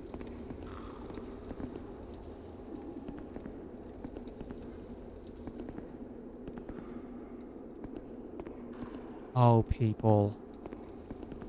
When they say try below, they don't exactly mean try below straight away. Let's see how you died. Did you walk behind here? Yeah, you ran down the funny way. Now, instead of exploring down here, what you should be doing is instead making your way further around. Because there's a bonfire that's nearby, and you want to make sure you have access to it.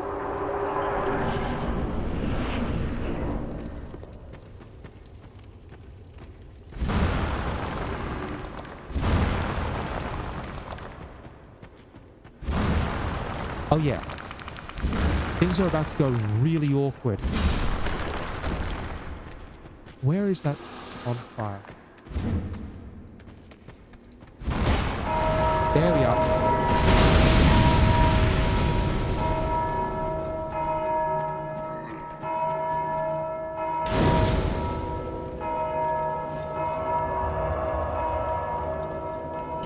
Now, I'm just going to leave for the moment. Yes, there was a tiny little gimmick in that area. If you ring the bonfire, if you ring the bell, you get swamped by ghosts. Absolute fun times. The ghosts can be killed, but the only way to not deal with the ghosts is to not ring the bell. Now, there are undead who travel through the area, and unfortunately for you, they do like to ring the bell. They really, really do like to ring that bell.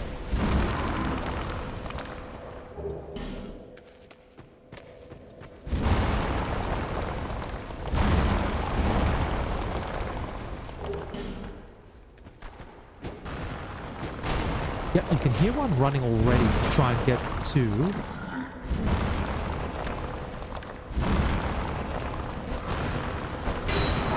Now, the only way to stop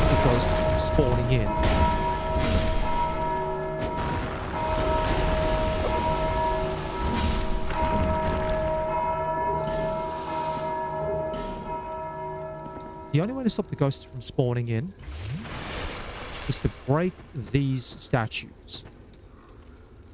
And you can break the statues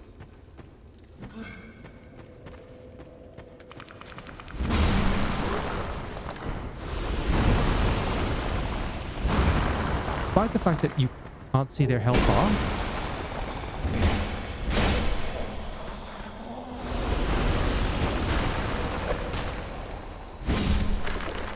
Yeah, despite the fact that you can't see the health bar of the stone statues, you can break them.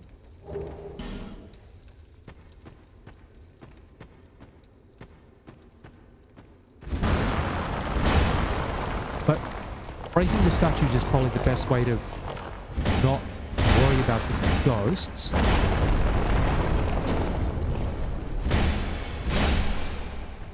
Simply because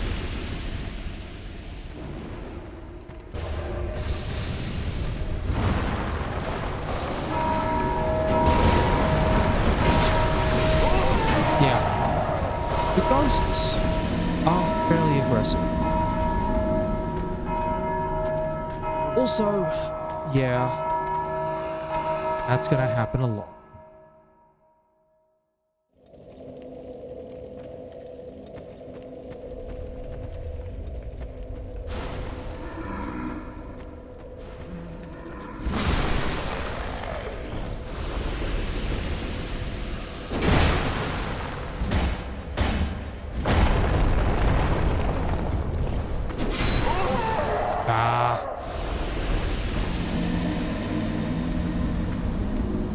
Now, the way the ghosts are programmed is that they're technically hiding inside the statue area. And the statues are used as a spawn point for the ghosts. So I believe that the ghosts themselves are hide. I don't know if the ghosts can actually like...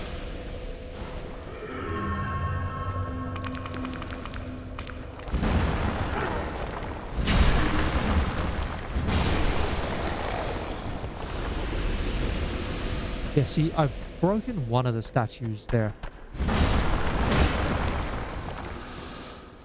Yeah, so the statues are broken, which means...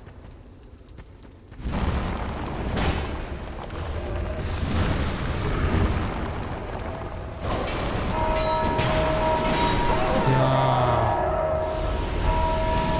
I'm trying to... Who's ringing the bell?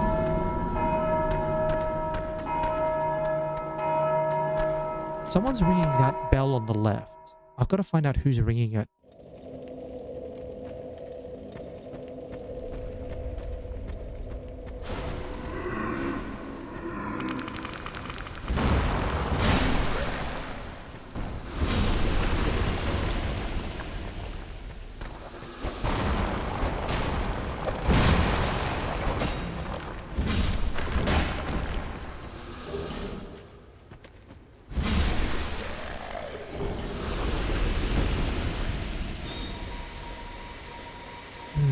Alright, let's keep an eye out.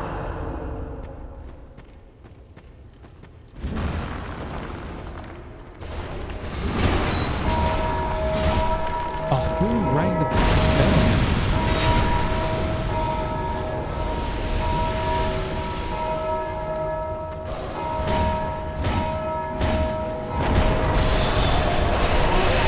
Alright, well, at the very least, that should deal with the ghost. Stop it from spawning in. But this is just another one of those slow brute force areas.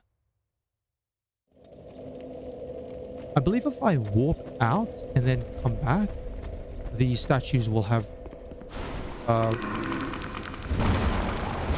the statues will sort of respawn.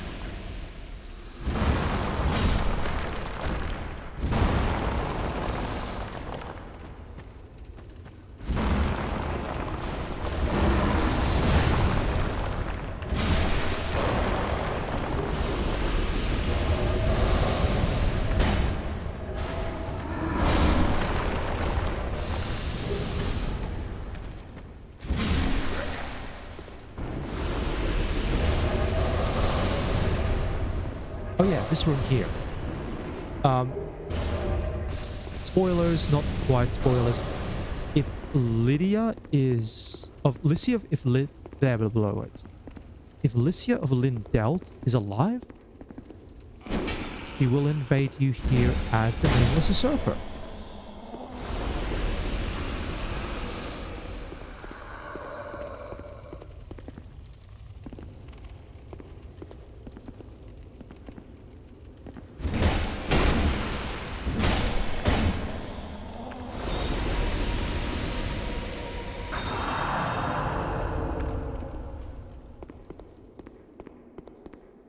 Making sure that the walls are clear. Yep, there's one more. Two more, actually.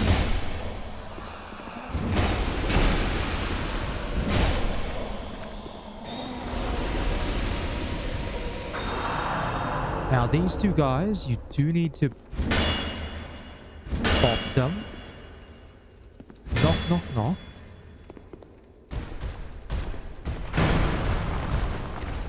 But you don't have to beat them, you just run around. Unfortunately...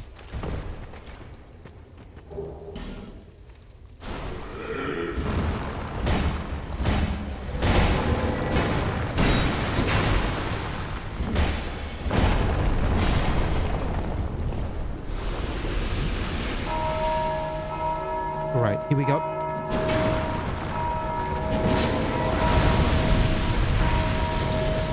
I think I can run this way. Oh, that's a dead end. That's a dead end. That was a dead end. All right. Yep. One of these passageways leads you out. I think it's the wider one. We don't have to spend too long in that room. It's just a matter of finding the appropriate exit and bailing out. Although, if you want, in order to make things easy for yourself, while you are here, you are allowed to light a torch. Again, just don't bring the torch into where Ugadane is, because otherwise they'll all get super aggro.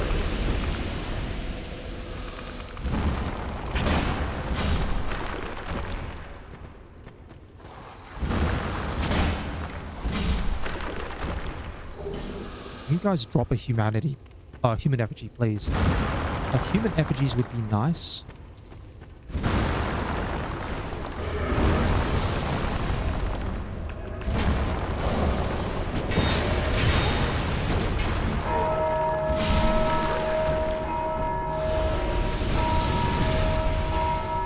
Could be fine.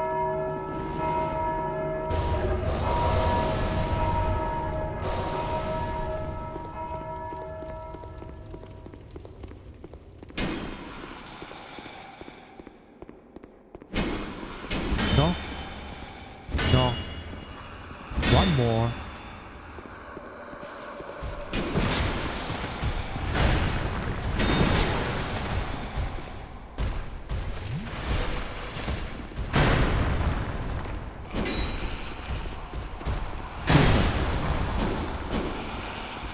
Alright, we drop down. Look for the appropriate exit. Where's the appropriate exit? Is it that one? Nope. Pick up the item though. Run, run, run, run, run.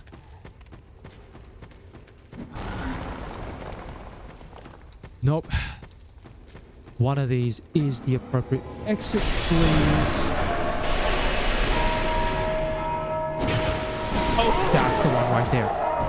That's the one right there. It's got the little tracks on it.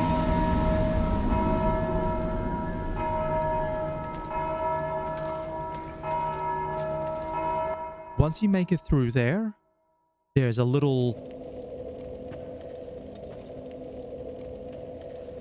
that you pull that effectively opens up a shortcut back from where you were.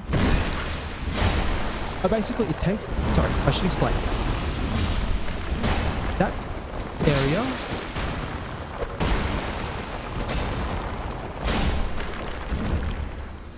That area with the tracks leads you to just... It doesn't lead you to just before the boss, but it leads you to the hallway before the boss.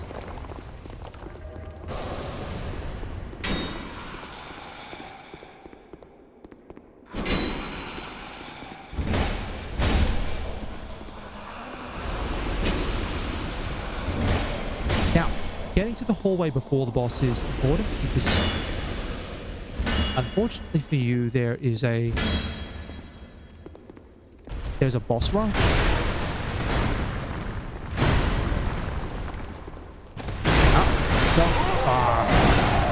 Thought I had a gap there, but I didn't.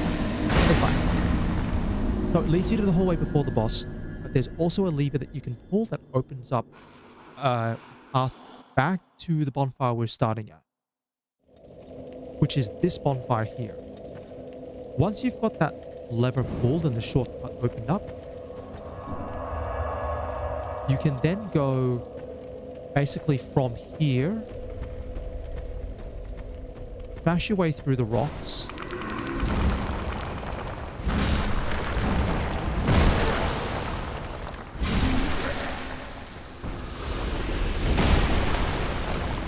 yeah, you smash your way through the rocks, and then you can basically just run to the box.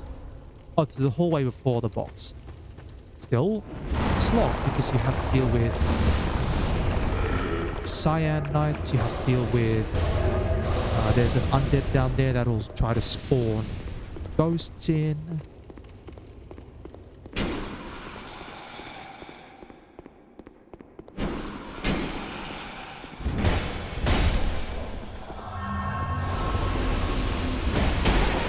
now.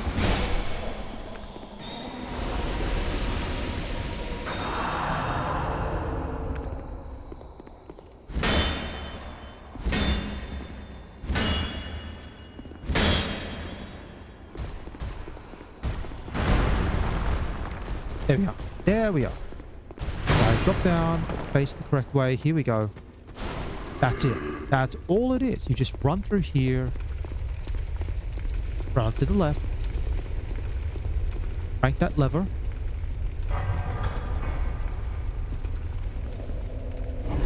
And if you want to, you can also drop down beforehand.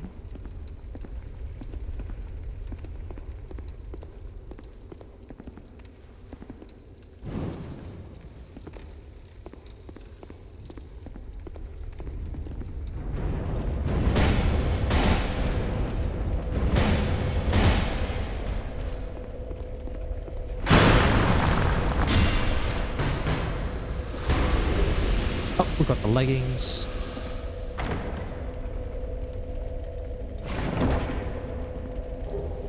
Soul vessel. I will use the soul vessel a little later on.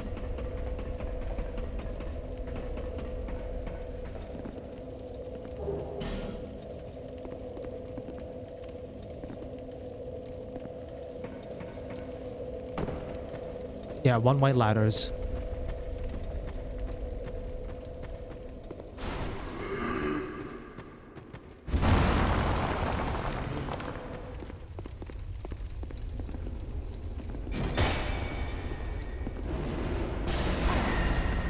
What?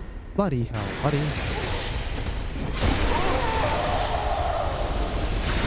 Yeah.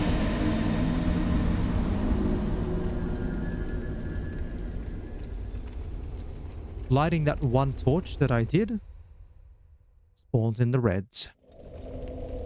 It's fine. I don't need the torch for the rest of this section, so...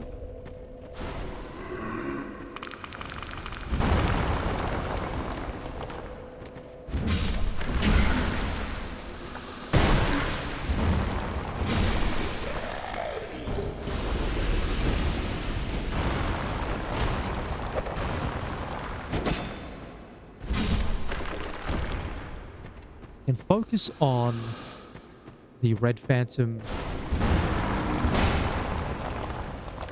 here.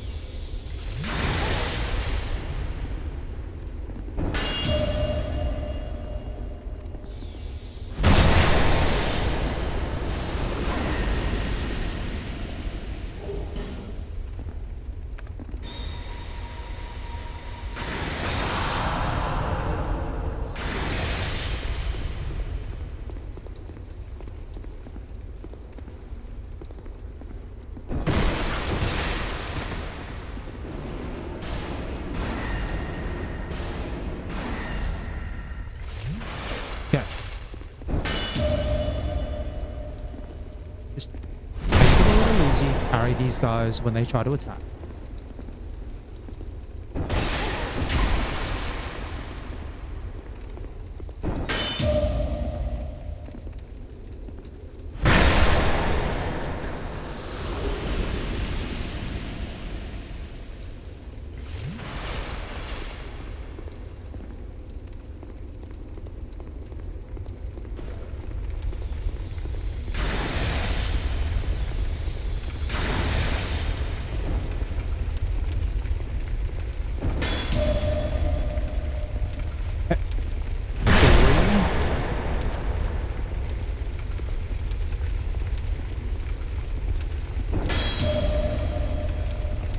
And there we go.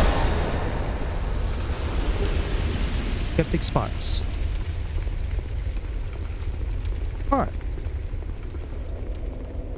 And all of that came from lighting a single torch. As you can see though from the fire here, you get a bit of a better view of just what's happening underneath.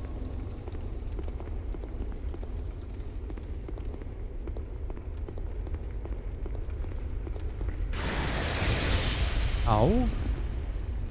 Who attacked me? You did.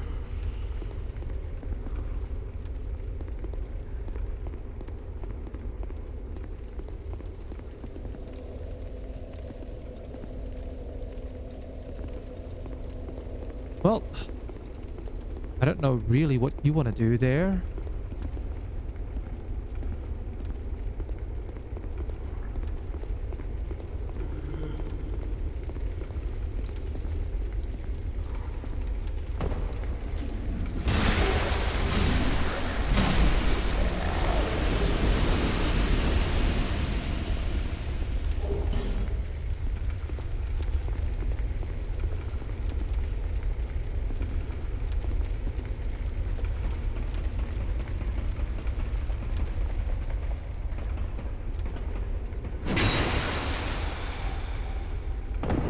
Oh, yeah, okay. I completely forgot about that one. Yeah, you fall down because if you've got no stamina, when you get hit off the ladder, you get absolutely bonked. Now, I'm pretty sure, I think the reds respawn, actually.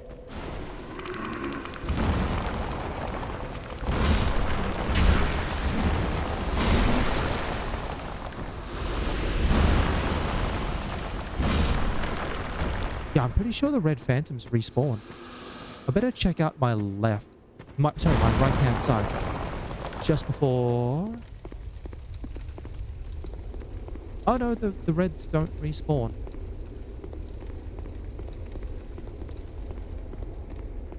Good. For some reason my brain was going... Ow.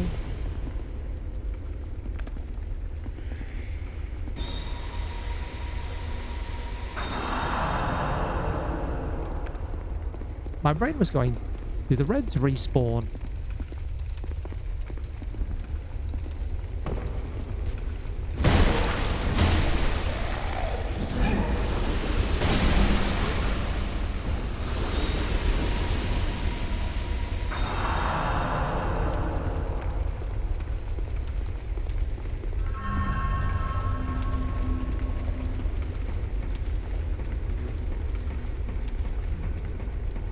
Go a little bit further. That's right. And then we run through here.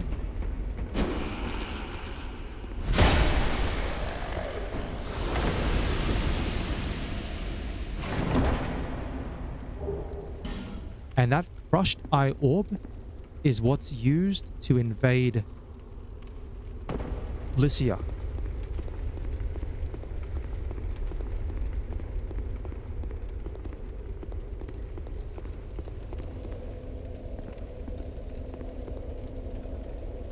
Now, I could go down and fight the last red phantom, but I can't be bothered. To be fair, I absolutely cannot be bothered. Now, you can see here, that's the hallway before the boss. I think the question is... right there. Notice he's right here, and the moment you make anything funny, he'll hit the bell.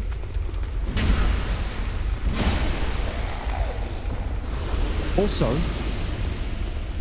if you're unfortunate enough, you will hit the bell.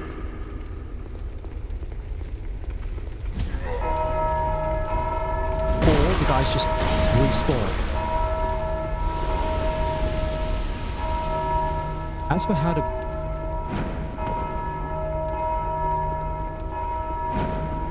yeah, you can't get in there, so you do have to deal with the blues that are in... the ghosts that spawn in here.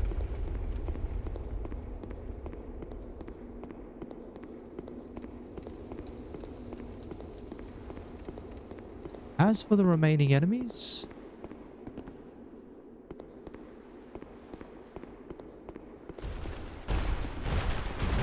yeah, they put a dragon rider in here as well.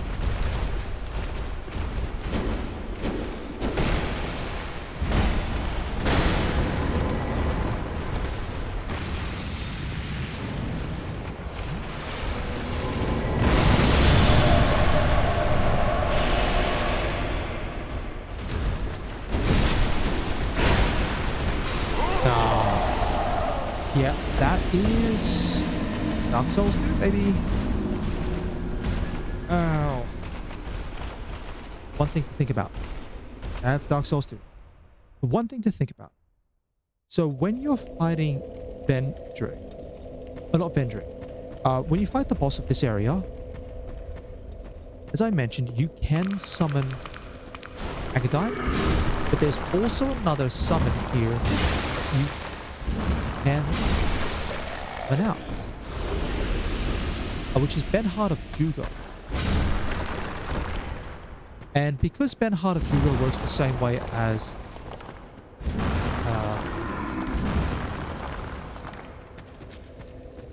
what's her name? Lucatiel of Mira. You need to summon Benhart for a certain number of bosses where he also lives in order to progress his story to the end.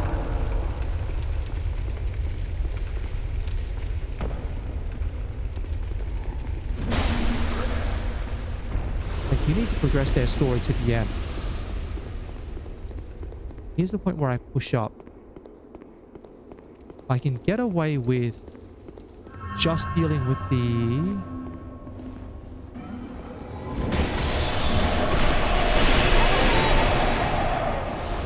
Why did the ghosts spawn out?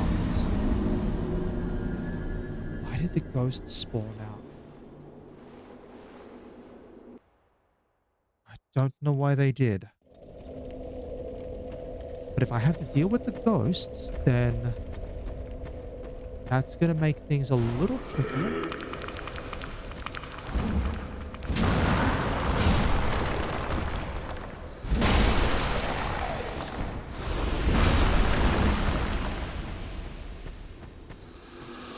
But I think the plan is going to be, I need a run where I can clean out the undead underneath, the ghosts, the Dragon Rider, the Cyan Knights.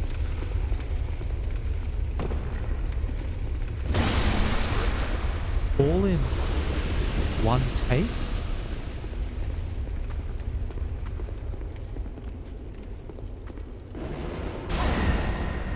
Buddy.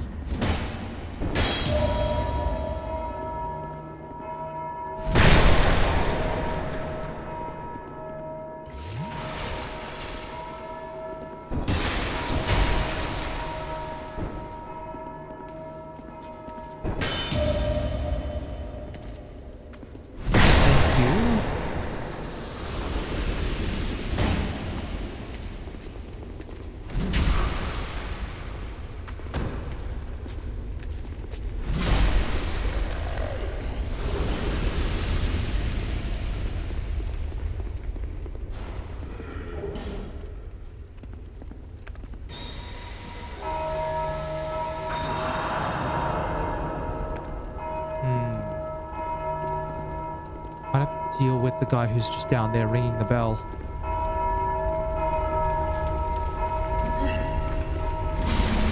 Can you stop? I think that means there's 3 of these guys. Ah, so we can see the ghosts up there.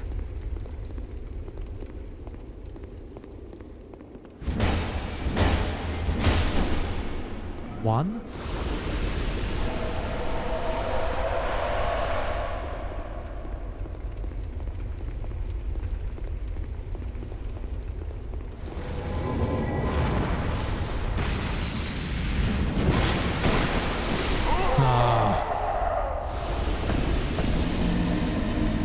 Alright, I'll have to keep an eye on things. I think if that's the note, weakness trio, then that means that there are 3 undead who spawn. Oh yeah, I should also check out the shield that I just got. Shield of the Insolent. Shield of the formerly high-ranking clerics. The effect of the blessing is still with it. Shield recovers stamina. The clerics held venerated positions once, but now their souls wander aimlessly in the depths of a murky darkness.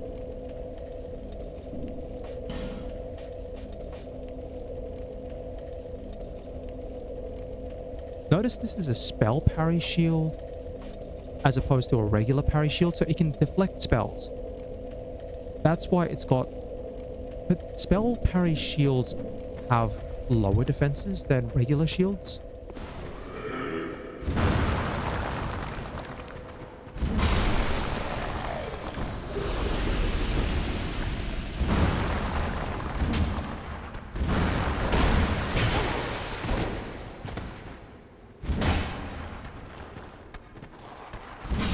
Okay.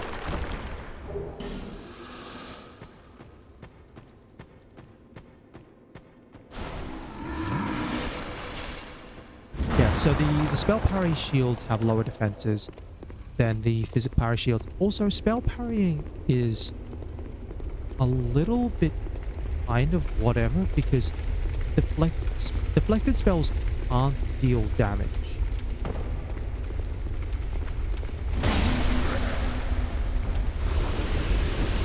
Now the second one's going to run around that way and the third one's going to come up from the ground.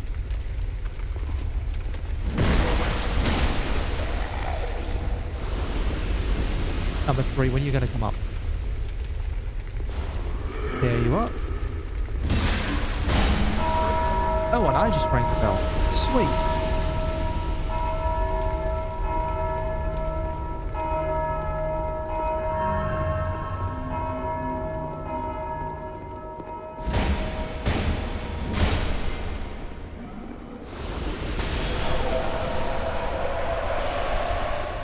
Could have done that without having to deal with the ghosts, but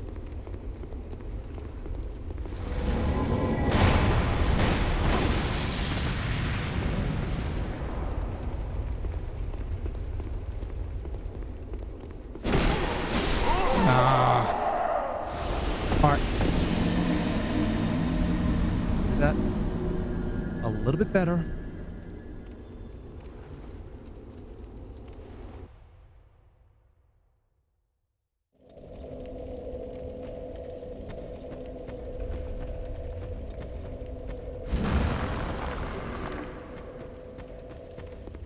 Okay.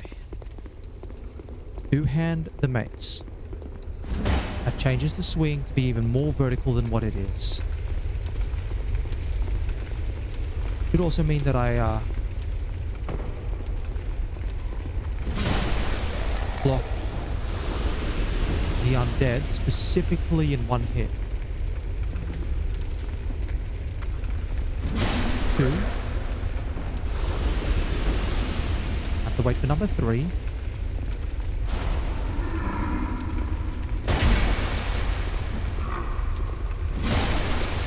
3.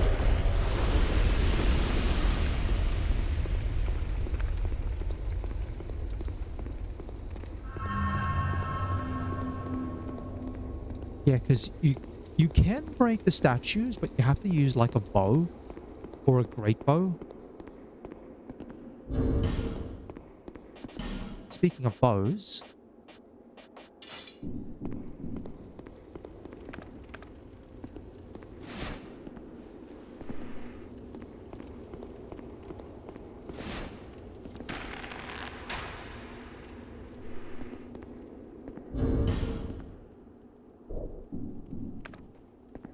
yeah.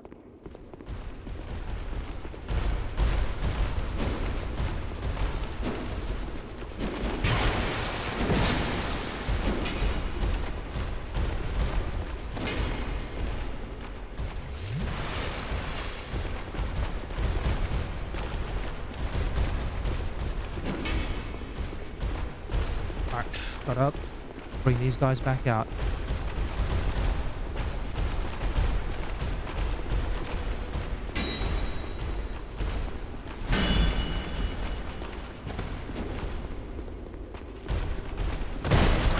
Alright. 1.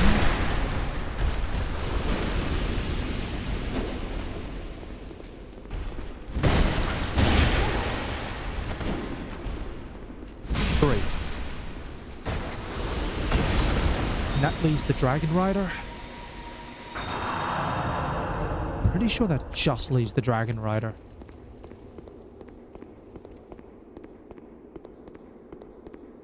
Indeed it does.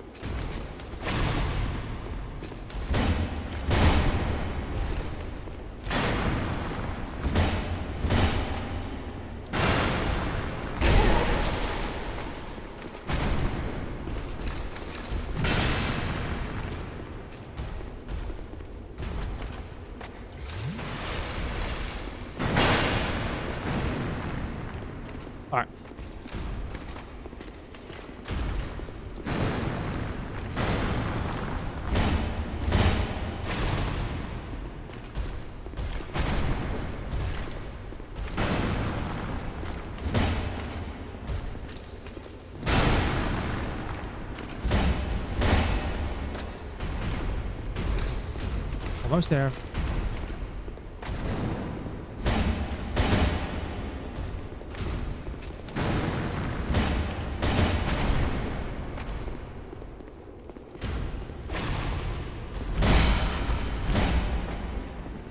Stop.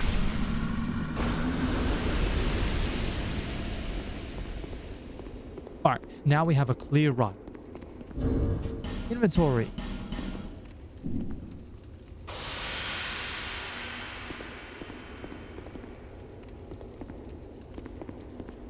Where are the summon signs?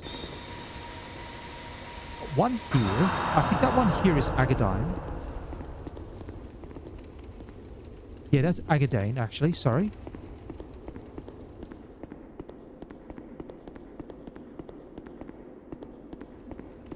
Oh, Benhard of Jugo is in here. Could be mistaken. Unless he's up the top.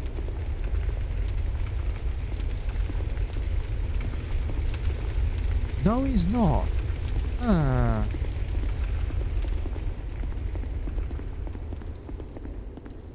Interesting. I thought Benhard of Jugo's sign was floating around here.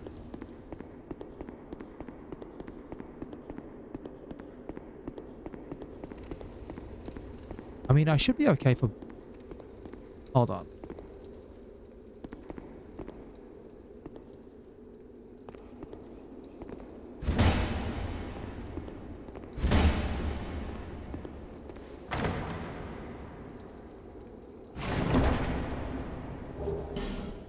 I'll take poison throwing knives for sure.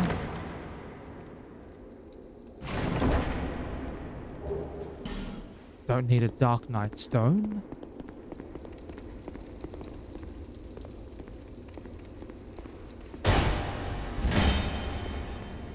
Alright.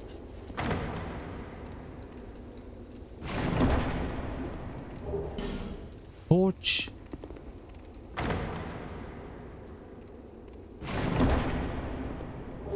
And there's the fragrant branch. Alright, I can use that one for Vengal. I believe Vengal's the only one I need. Let me just quickly check. I thought I could summon... Unless... Hold on, I could have sworn there was someone else you could summon besides Agadane. Bosses... let's see. And I know the boss I'm looking up. And my summons...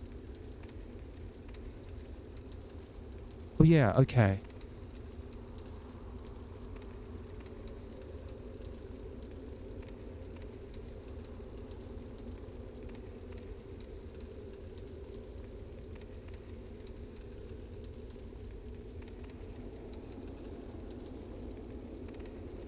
All the way back in the room with the two dark witches after the first Imperious night.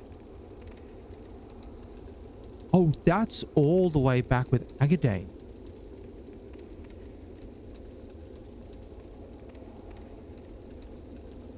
That's all the way back with Agadane, actually. Okay. So yeah, there is a summon, but it's a shade summon. So that's why it's all the way back. Just with Agadane actually is. So I'm not going to summon. Let's bring in Agadane, though.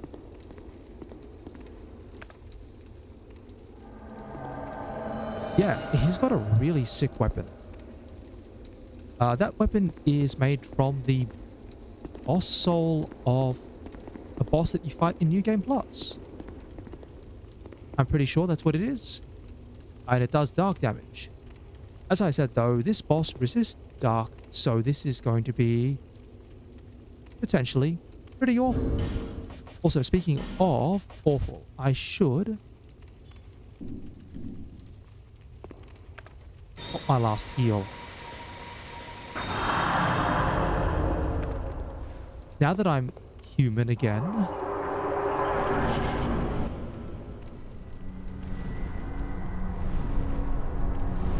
Yep, Velstad.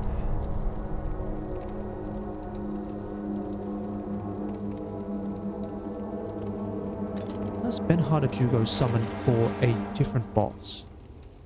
Ancient Dragon, maybe? I think maybe Ancient Dragon. Alright, the original Mr. Bing Bong himself.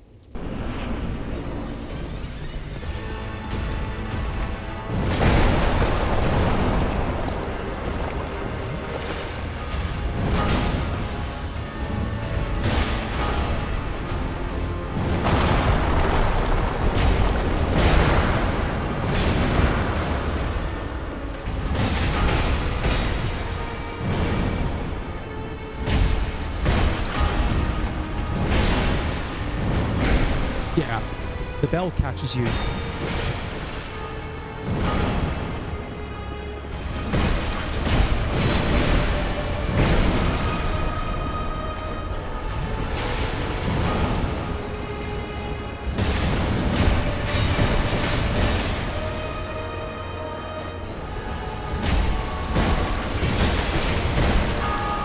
Alright, I'm gonna wait for the explosion.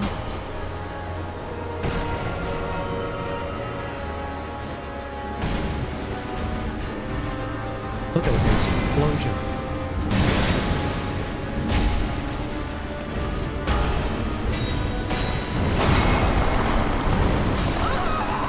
Ah.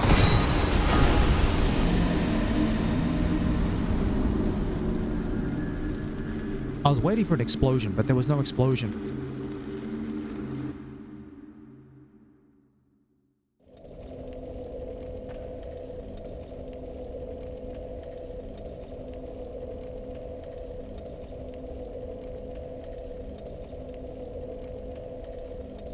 Alright. Well, I did try summoning. We'll keep the ring on. Life ring on. Just because I've only just become undead.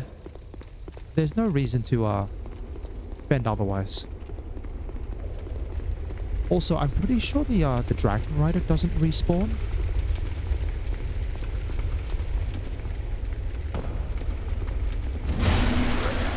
I don't think the Dragon Rider respawns, so I should only have to deal with the two Cyan Knights.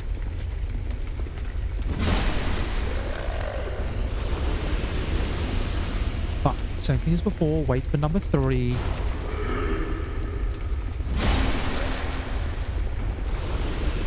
Yep. And then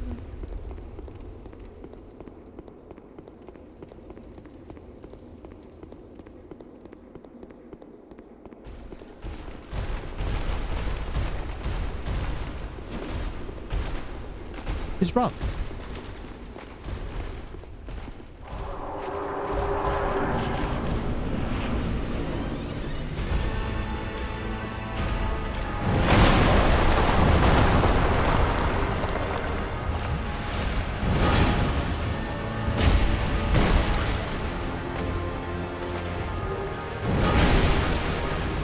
Alright. Tug again. Still fine.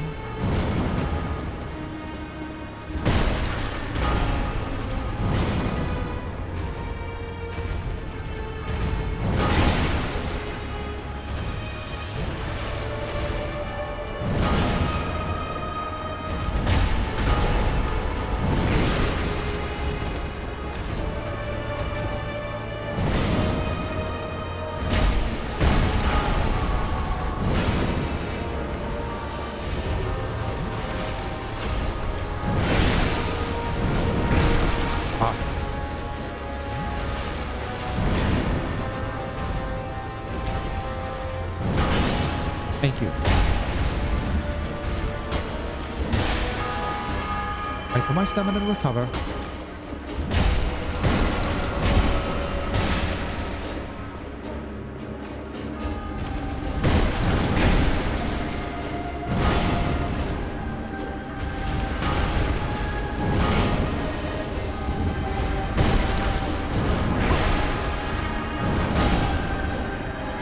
Just chug.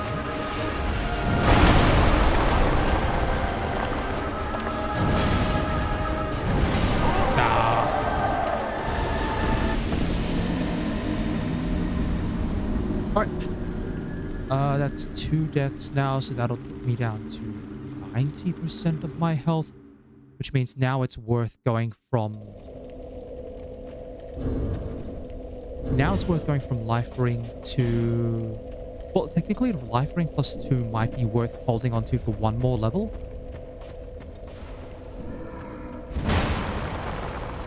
So 1 more death is probably the break point before switching back to the Ring of Binding.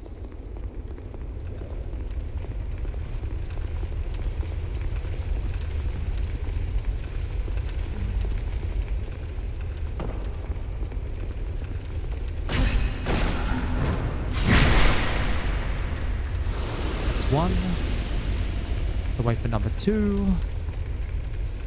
Here he comes. Pop.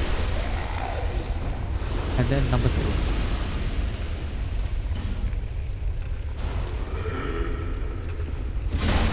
Number 3.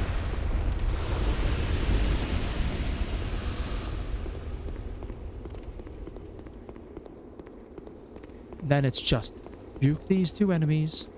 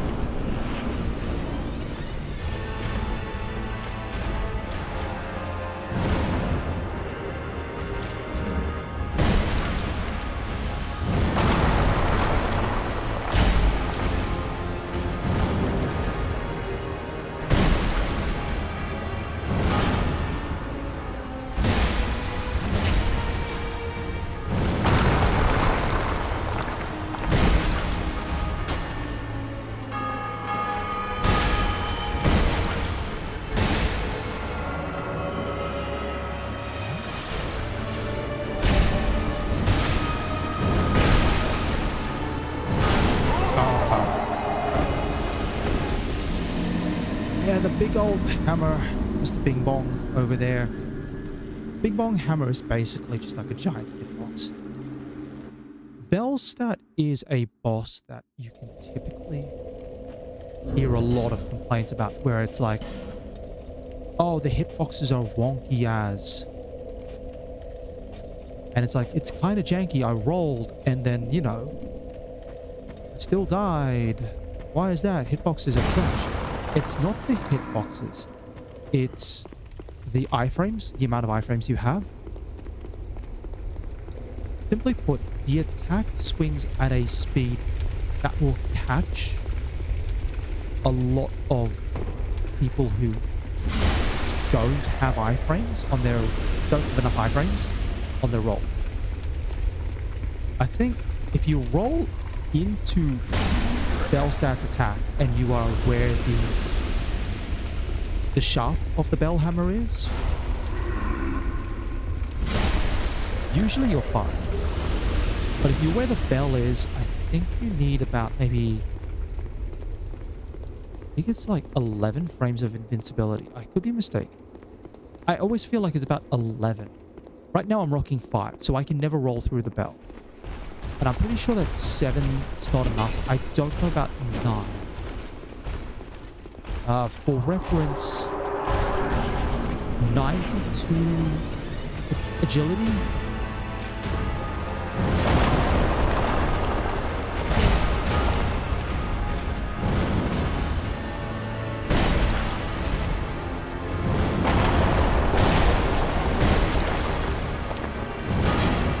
I think 92 agility is what does the trick.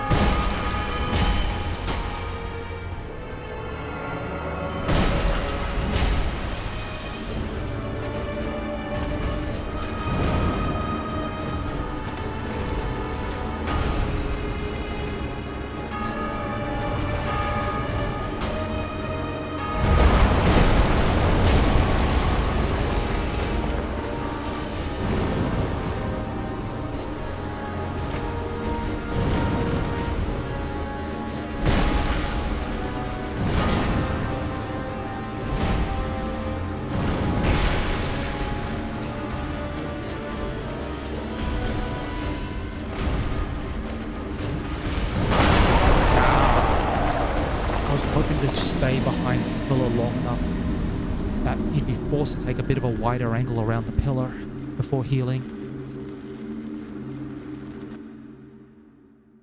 That's alright. It's alright.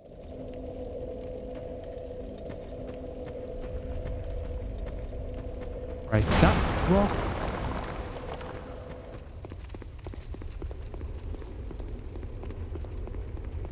And deal with the 3 undead.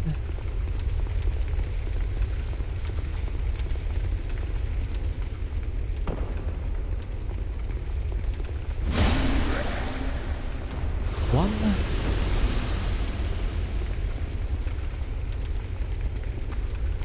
Comes number 2.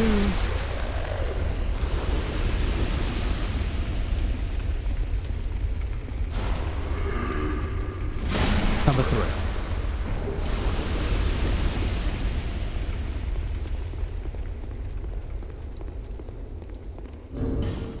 Also, I do have life gems now.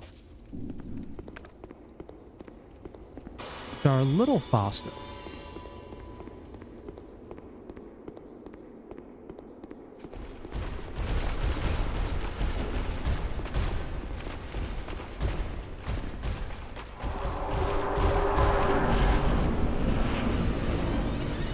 Alright.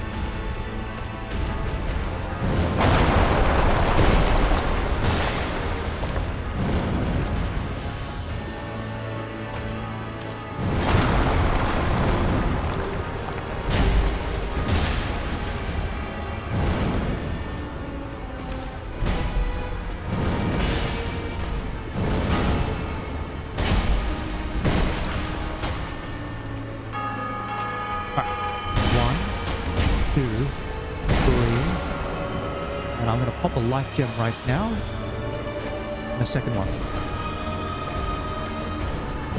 That way, if I get hit by any attack,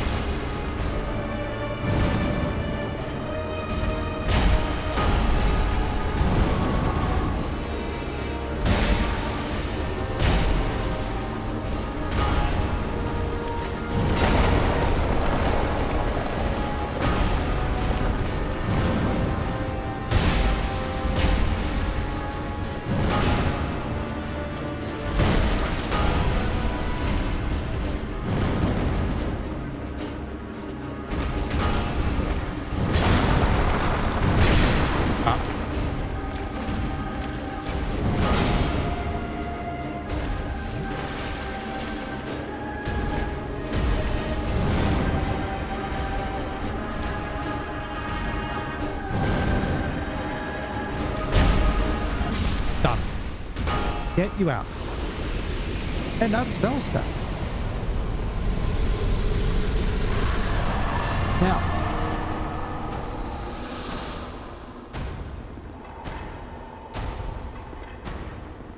this is Vendrick. Poor old bugger. He's hollowed out. Completely and utterly hollowed out.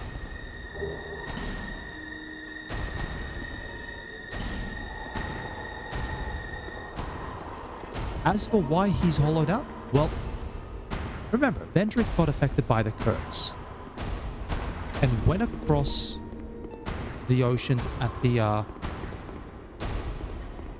urging of Nishandra, fight the giants, and obtained an item. So Vendrick obtained an item from the giants that he thought could help him out with the curse. Alas, it doesn't work. Probably realizing that something wasn't quite right, Vendrick ducked out into here, taking the king's ring and stopping Nishandra from getting hold of that ring. And what stops Nishandra from getting to Vendrick are the guards and the Milfinito. This ring is the symbol of the king. Use it to gain passage through the king's gate and venture to the far east. Bearer of the curse, if you are to be the next monarch, then one day you will walk these grounds. really knowing why. Yep, and that's the Emerald Herald. So the clue is you head east. In reality, there's a single path that we can take.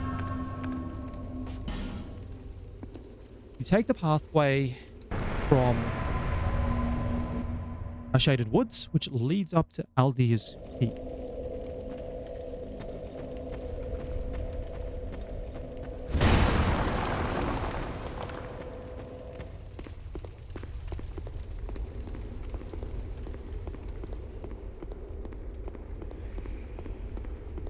Yeah, you take the pathway up to Aldea's Keep, and that's about it.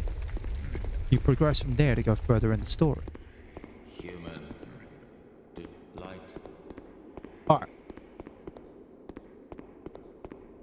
Now, when I was checking up about the summons, What do you... You have met the king, have you? you don't actually need to have summoned him for Velstad. Never fair. You just need to have the King's Ring. Even more so on this path you've chosen. May you find your peace one day. Take these with you. You may need them. As proof of your visit here. There we are. In the past, before, huh? Crude human. But that's it. That is the Undead Crypt pretty much done and dusted. Now, I don't need anything else from here. But there is something else that I can do now that I've got access to the King's Ring.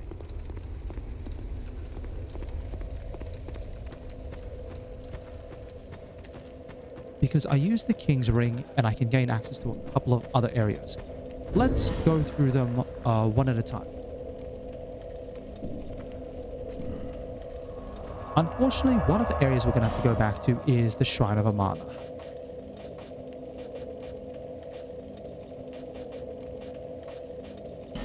Specifically to here. This will be the fastest one.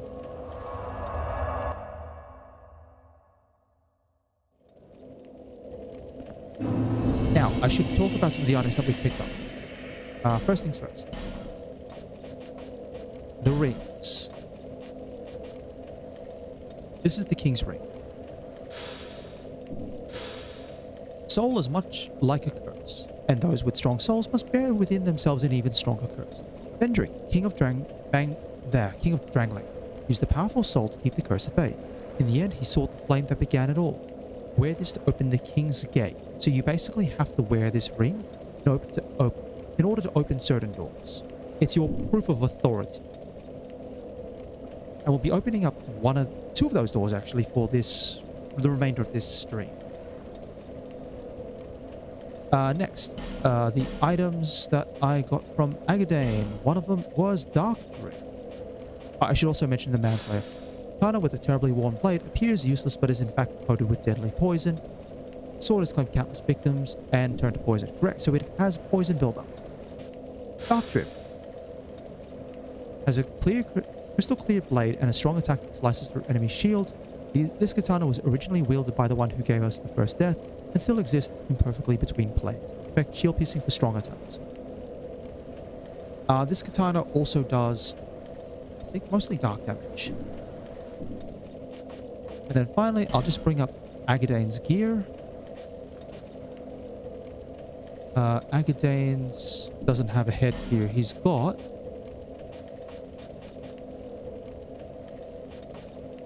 black robe, worn by Agadane of the Undead Crypt. Life itself is suffering, or karma, as some have called it. The embrace of death awaits all things. But what does death mean? But does death mean an end to suffering? Now, let's talk about first things first. Manslayer, you can see it's got a bit of poison buildup. Dark Drift is mostly physical, or it's all physical, with a high counter damage, and the heavy attack breaks through shields. So it needs 28 dexterity. Again, katanas. And then finally for the armor,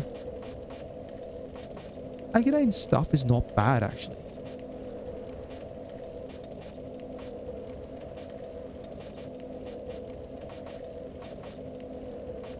Like, it's better than Kraton's for weight. Though Kraton's resists one different thing from... I think Kraton's offers a little bit of poise. I think that's what it is.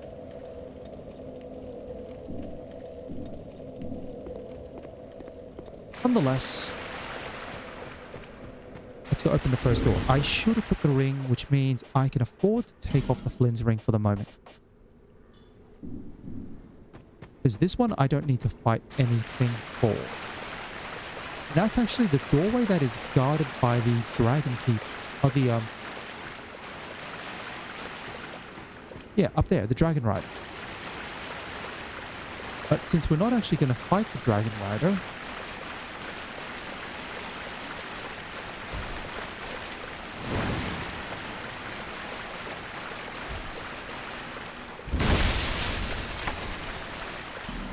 Oh, that's right. I think I have to be human, don't I?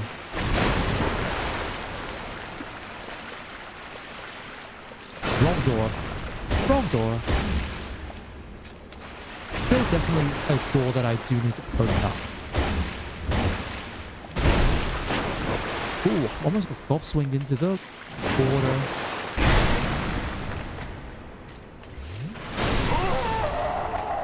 Almost got golf swinged into the water. That door I have to be human to open.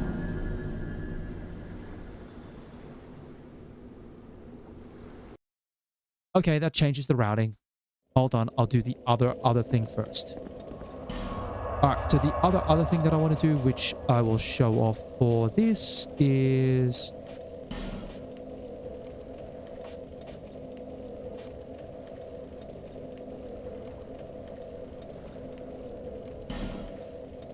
down here. I'm going to fight one of the bosses, like a boss now. Yes, it is a mandatory boss.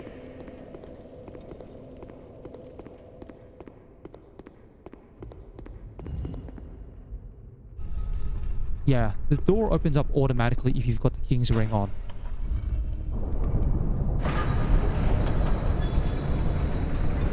So, this area leads to the Throne of Wands. Don't worry, opening the door now doesn't change the fact that Nishandra is still locked out. This is the final area of the game, but we're not going to be able to fight the final boss just yet. We are missing a very important item. But if you leave this area till the end of the game, you have to fight 3 bosses in a row. I don't want to fight 3 bosses in a row. Hold on. I'm missing something very important. Very, very important. Yeah, I don't want to fight 3 bosses in a row, but you can fight one of the bosses now. And if you beat the boss now, you're fine. You don't have to worry about that boss when you come back here after getting your very important item.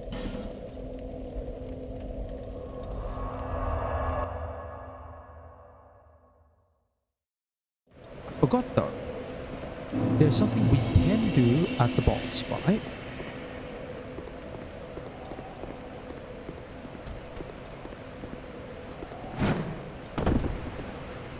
That involves going out here. I believe this guy should be sufficient for what I need to do.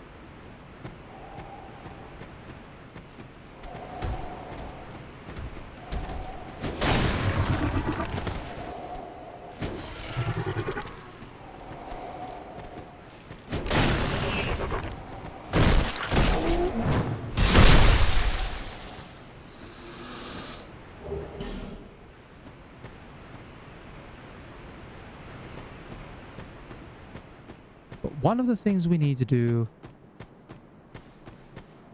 fight this guy.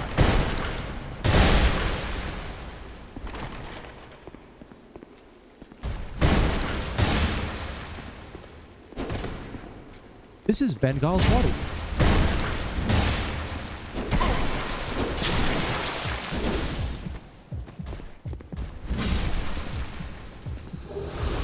Fighting Vengal's body gives Vengal's armor. That's it. With Vengal's body defeated, I can actually now go talk to Vengal and tell him, hey, I beat your body. And Vengal's gonna be like, that's super cool. You beat my body. Thanks very much for doing me that favor. Now I can rest kind of easy. Don't worry, Vengal doesn't die. Dark Souls 2 is actually one of those few games where very few, and it's like the only game, actually, where like almost no NPCs actually die. Again, still trying to loop back into the people are just trying to find a way to survive with a curse. And they'll do it in any way that they can. And some of them require a bit more assistance, like Lucatiel and Benhart. But for the others, let me just make sure I'm all clear. Cool. Back again. Well, this is a pleasant surprise. Ah, it was you who vanquished my body. It is my body, you see, and I can sense what happens to it. I do not mourn for it. Good riddance. If you wish for help, summon me. I'm rusty in battle, but will fight by your side. I cannot lie. I was a hired hand, yes, and for His Highness, but perhaps it's for the best. Farewell. Alright. Yeah. It's funny. I think out of all the NPCs, it's the only ones who definitely end up dead are Lucatiel. Lucatiel will more than likely end up dead if you don't help her, because she's really heavily affected by the curse. Benhart may possibly get away with things, but it's a bit of a throw up in the air. And then the only other person who can end up dead is either, if you're following their quest lines, it's either Patches or Creighton. One of the two will end up dead. Sorry, Pate or Creighton.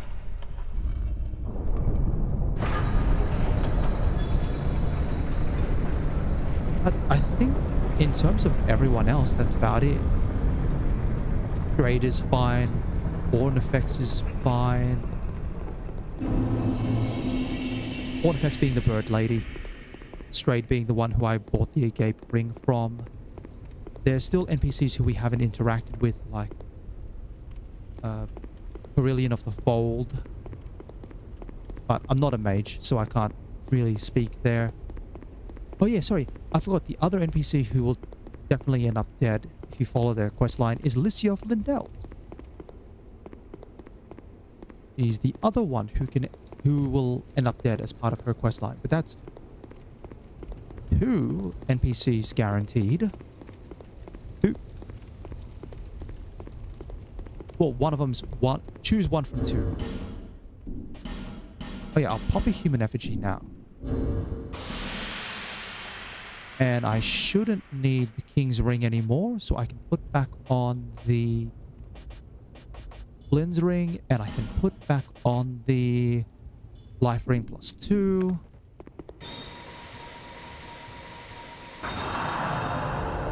But I need to be human for this. Let's summon Vengal and summon Benhart.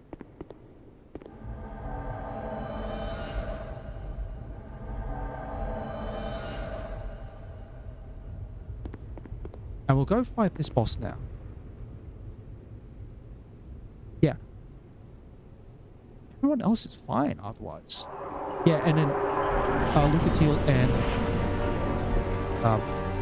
Crooked Heel and Ben Hard are optionals.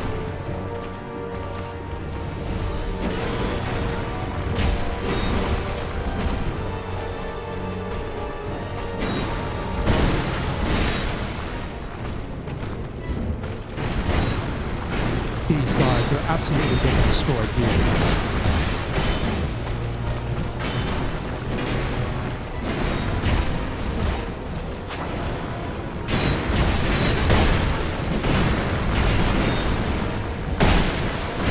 I don't know how many of these, oh, the summons are like absolutely getting wailed on. This is really unusual.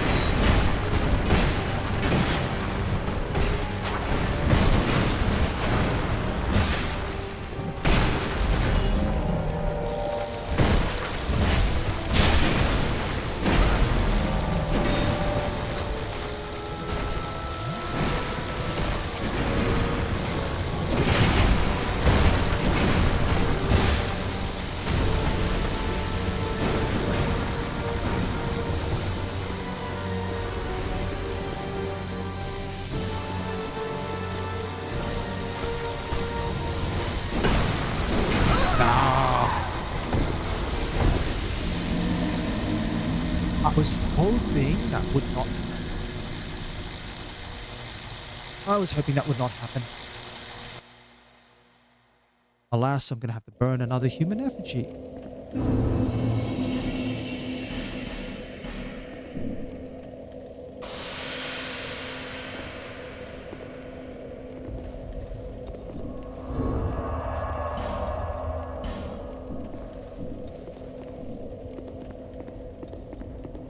Okay.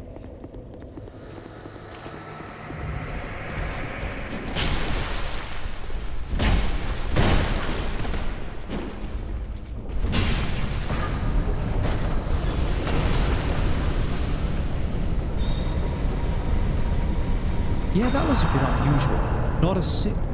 They didn't aggro onto me at all that entire fight.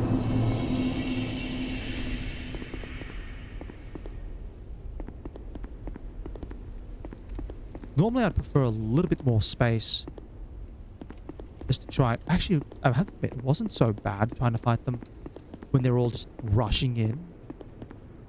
But it does mean it's like a DPS race. Pretty sure I don't have any more resins either. If that situation comes up again, I could apply a charcoal. But I'll keep that up my sleeve. In case that looks like it happens again, I'll pop the charcoal and I'll start swinging even harder. Charcoal and two-hand.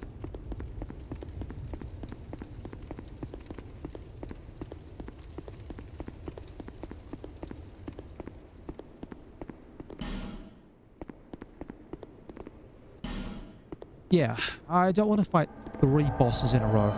Admittedly, if you beat this boss and then lose to the second boss, you don't have to fight this boss again. But if you lose to the last boss,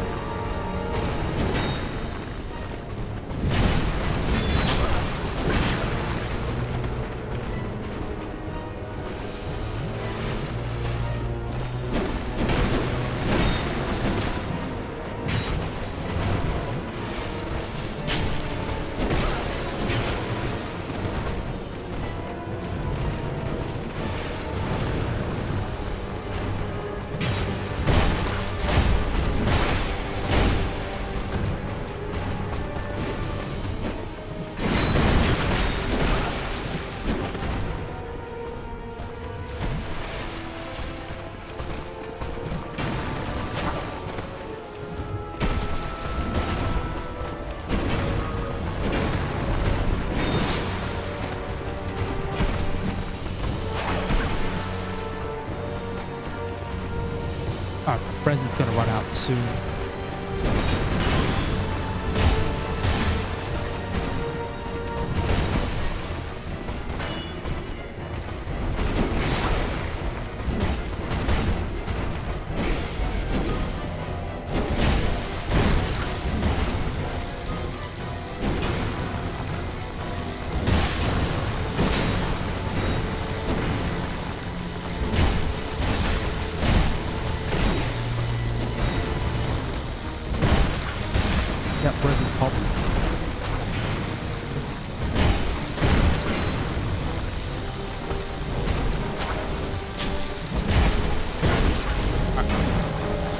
Now I've just got to wail on.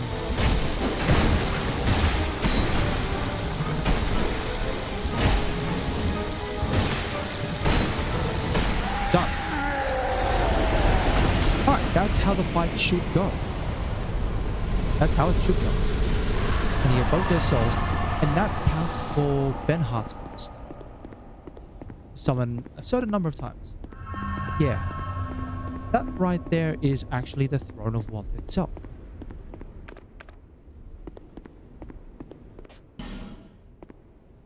That's what Nishandra's after. Why she's after it? I think it's maybe related to the... I think it's related to Manus. But really the goal of Nishandra is bring down the kingdom, spread the dark. Now, back to the Shrine of Amana, because I can open that door.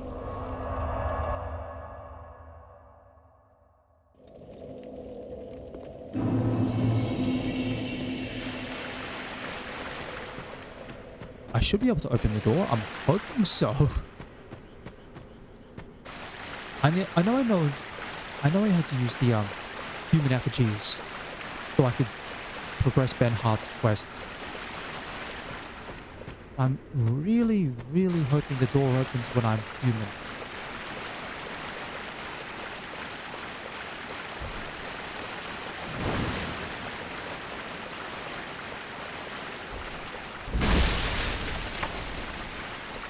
Oh, it's locked. Alright. Why need the, King's Ring?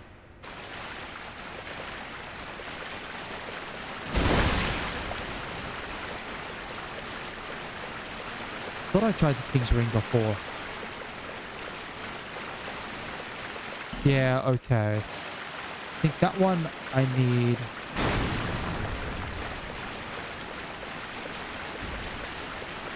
Oh, is it related to beating Vendrick?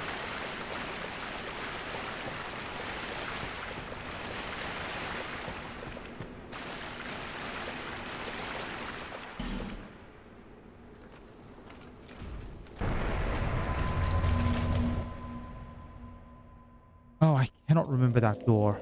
There's a trigger for that door.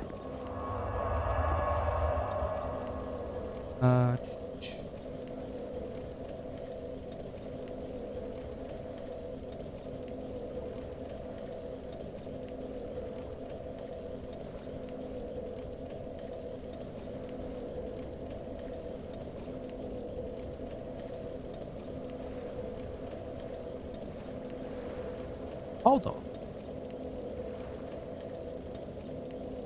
Only obtainable after defeating... I thought I'd done this. Can only be opened if you've restored your humanity.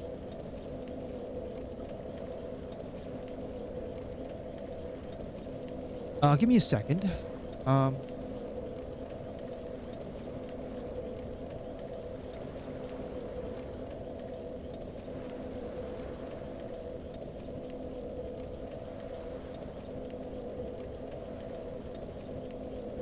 Yeah, okay, that's right. It's actually a little different.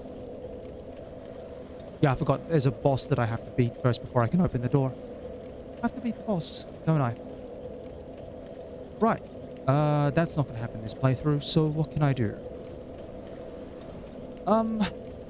Let's see. What I might do is I might just open up a couple of other little areas that I need to open up.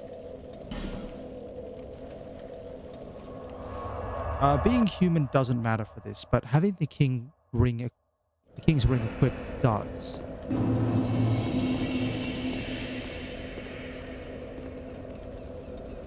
Oh, no thanks. I feel sorry for anyone who I summon here, because they're going to get summoned to, like, new game loss.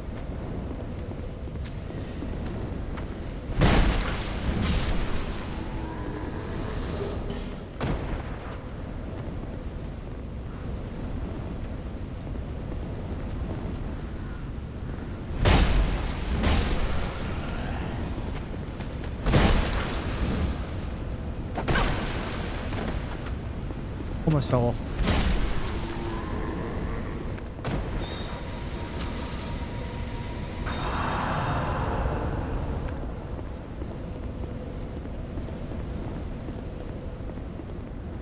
Oh, yeah.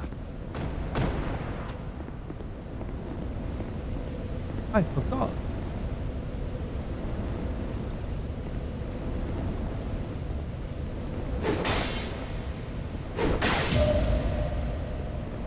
New game plus Phantoms.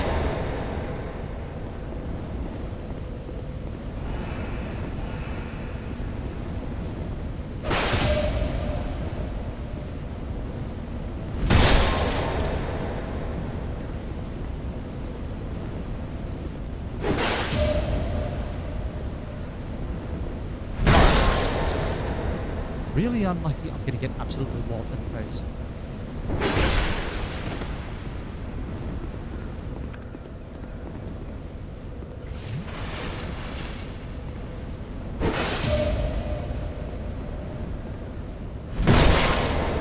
It'll take one more parry, and then another hit.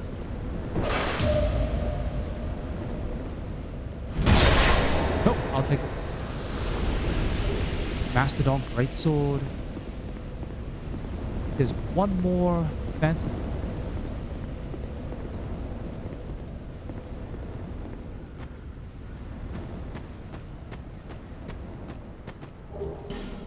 Grand Lance.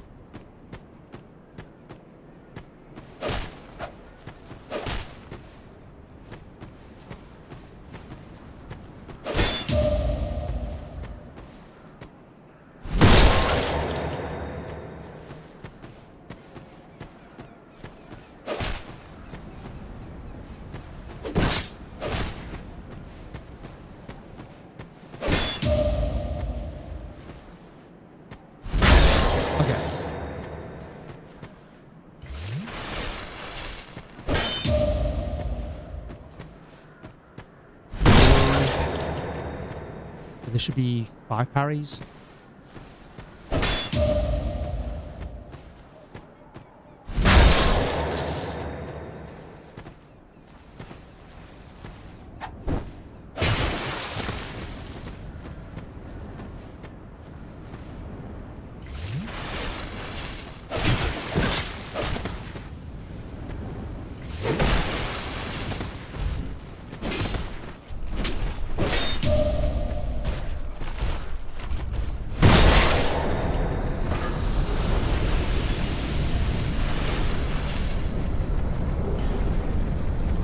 Gauntlets plus 5. Actually, that might be useful.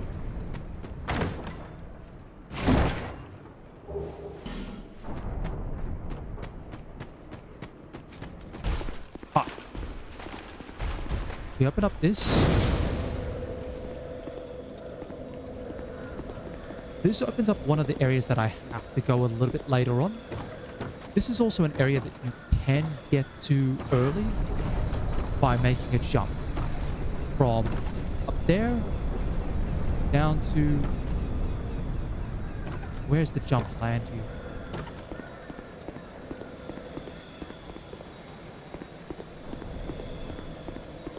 I think it lands you just down to where that is, right there. And that's a fragrant branch. As for making the jump itself up to here,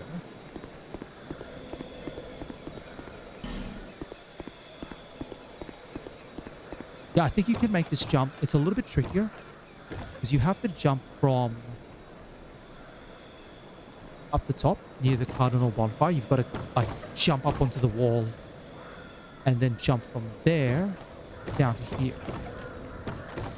It's a bit more of a tricky jump than necessarily going for the one that leads you down just to this item.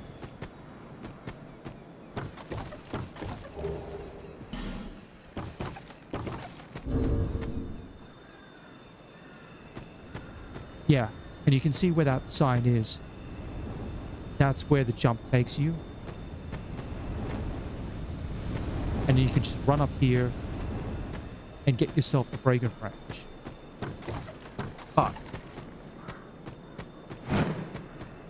You cannot jump from into there. You cannot jump into this spot, and you can't make your way from here up to the bonfire. If you want to make your way to that bonfire, you have to make the jump from up on the wall near the Cardinal the Cardinal Tower bonfire. Let's talk about some of the items. The Mastodon Greatsword is a given. It just drops from the Mastodons.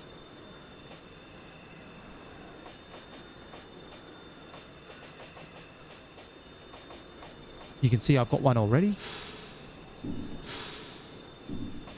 And then the Grand Lance.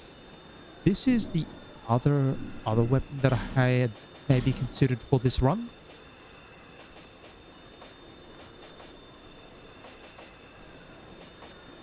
So the Grand Lance is straight physical lance. Where is it?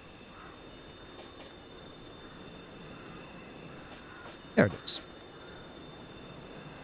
Requiring effectively 18 dexterity, and if you're two-handing, 11 strength. But it's got a massive counterattack damage bonus, and you can use the old Leo ring on it.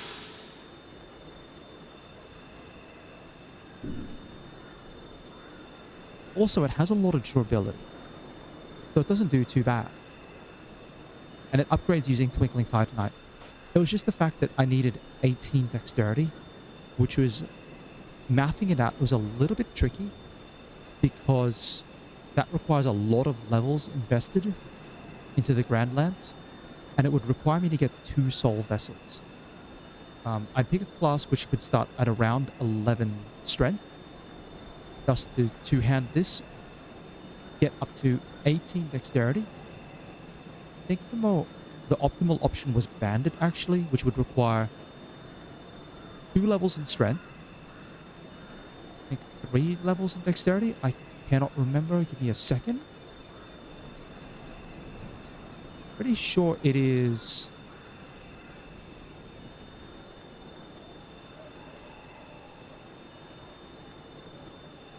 If you pick the Bandit, you have 14 dexterity. And you have 9 strength. So you need to put 2 points into strength, 3 points into dexterity, and then actually you need to kill Kale for his helmet. And that nets you the 18 dexterity required to two-hand the Grand Lance. And that's about as close as I would get to it. But then you also need to invest 2 points into intelligence in order to talk to Strayed so you can buy the Agape ring. So you actually have to use... It's kind of tricky. It's like you want to put points into intelligence and then vigor. Allocate your stats out. Math out how much it's going to cost you upgrade the Grand Lance. You upgrade the Grand Lance so it's +5. And then from there, you are saving those souls because you don't have all the Twinkling Titanite that you need. The maths is a little bit funny, but effectively you're trying to do as much as you can. It was going to be similar to the Dragon Slayer Crescent Axe run, where you kind of have to try and get your hands on a second soul vessel so you can try to make your way down the gutter. Open up the bonfire at the gutter. Even if you have to go through Grave of Saints, you have to just be able to access the gutter, and then you can reallocate your stats from there. It was a bit of a mess, but it is possible. So,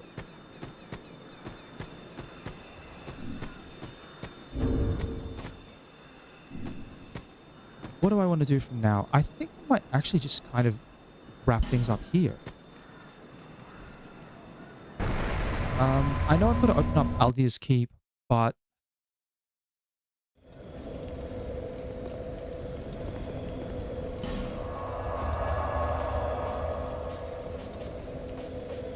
kind of just...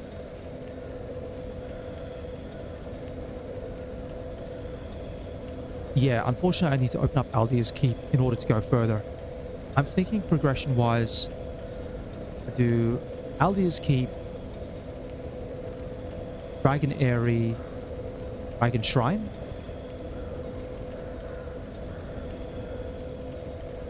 And that may include also having to fight Ancient Dragon.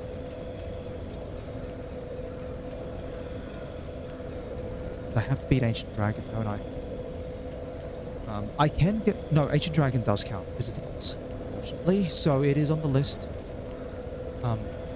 It's just I know that Dragon Shrine's going to absolutely destroy me.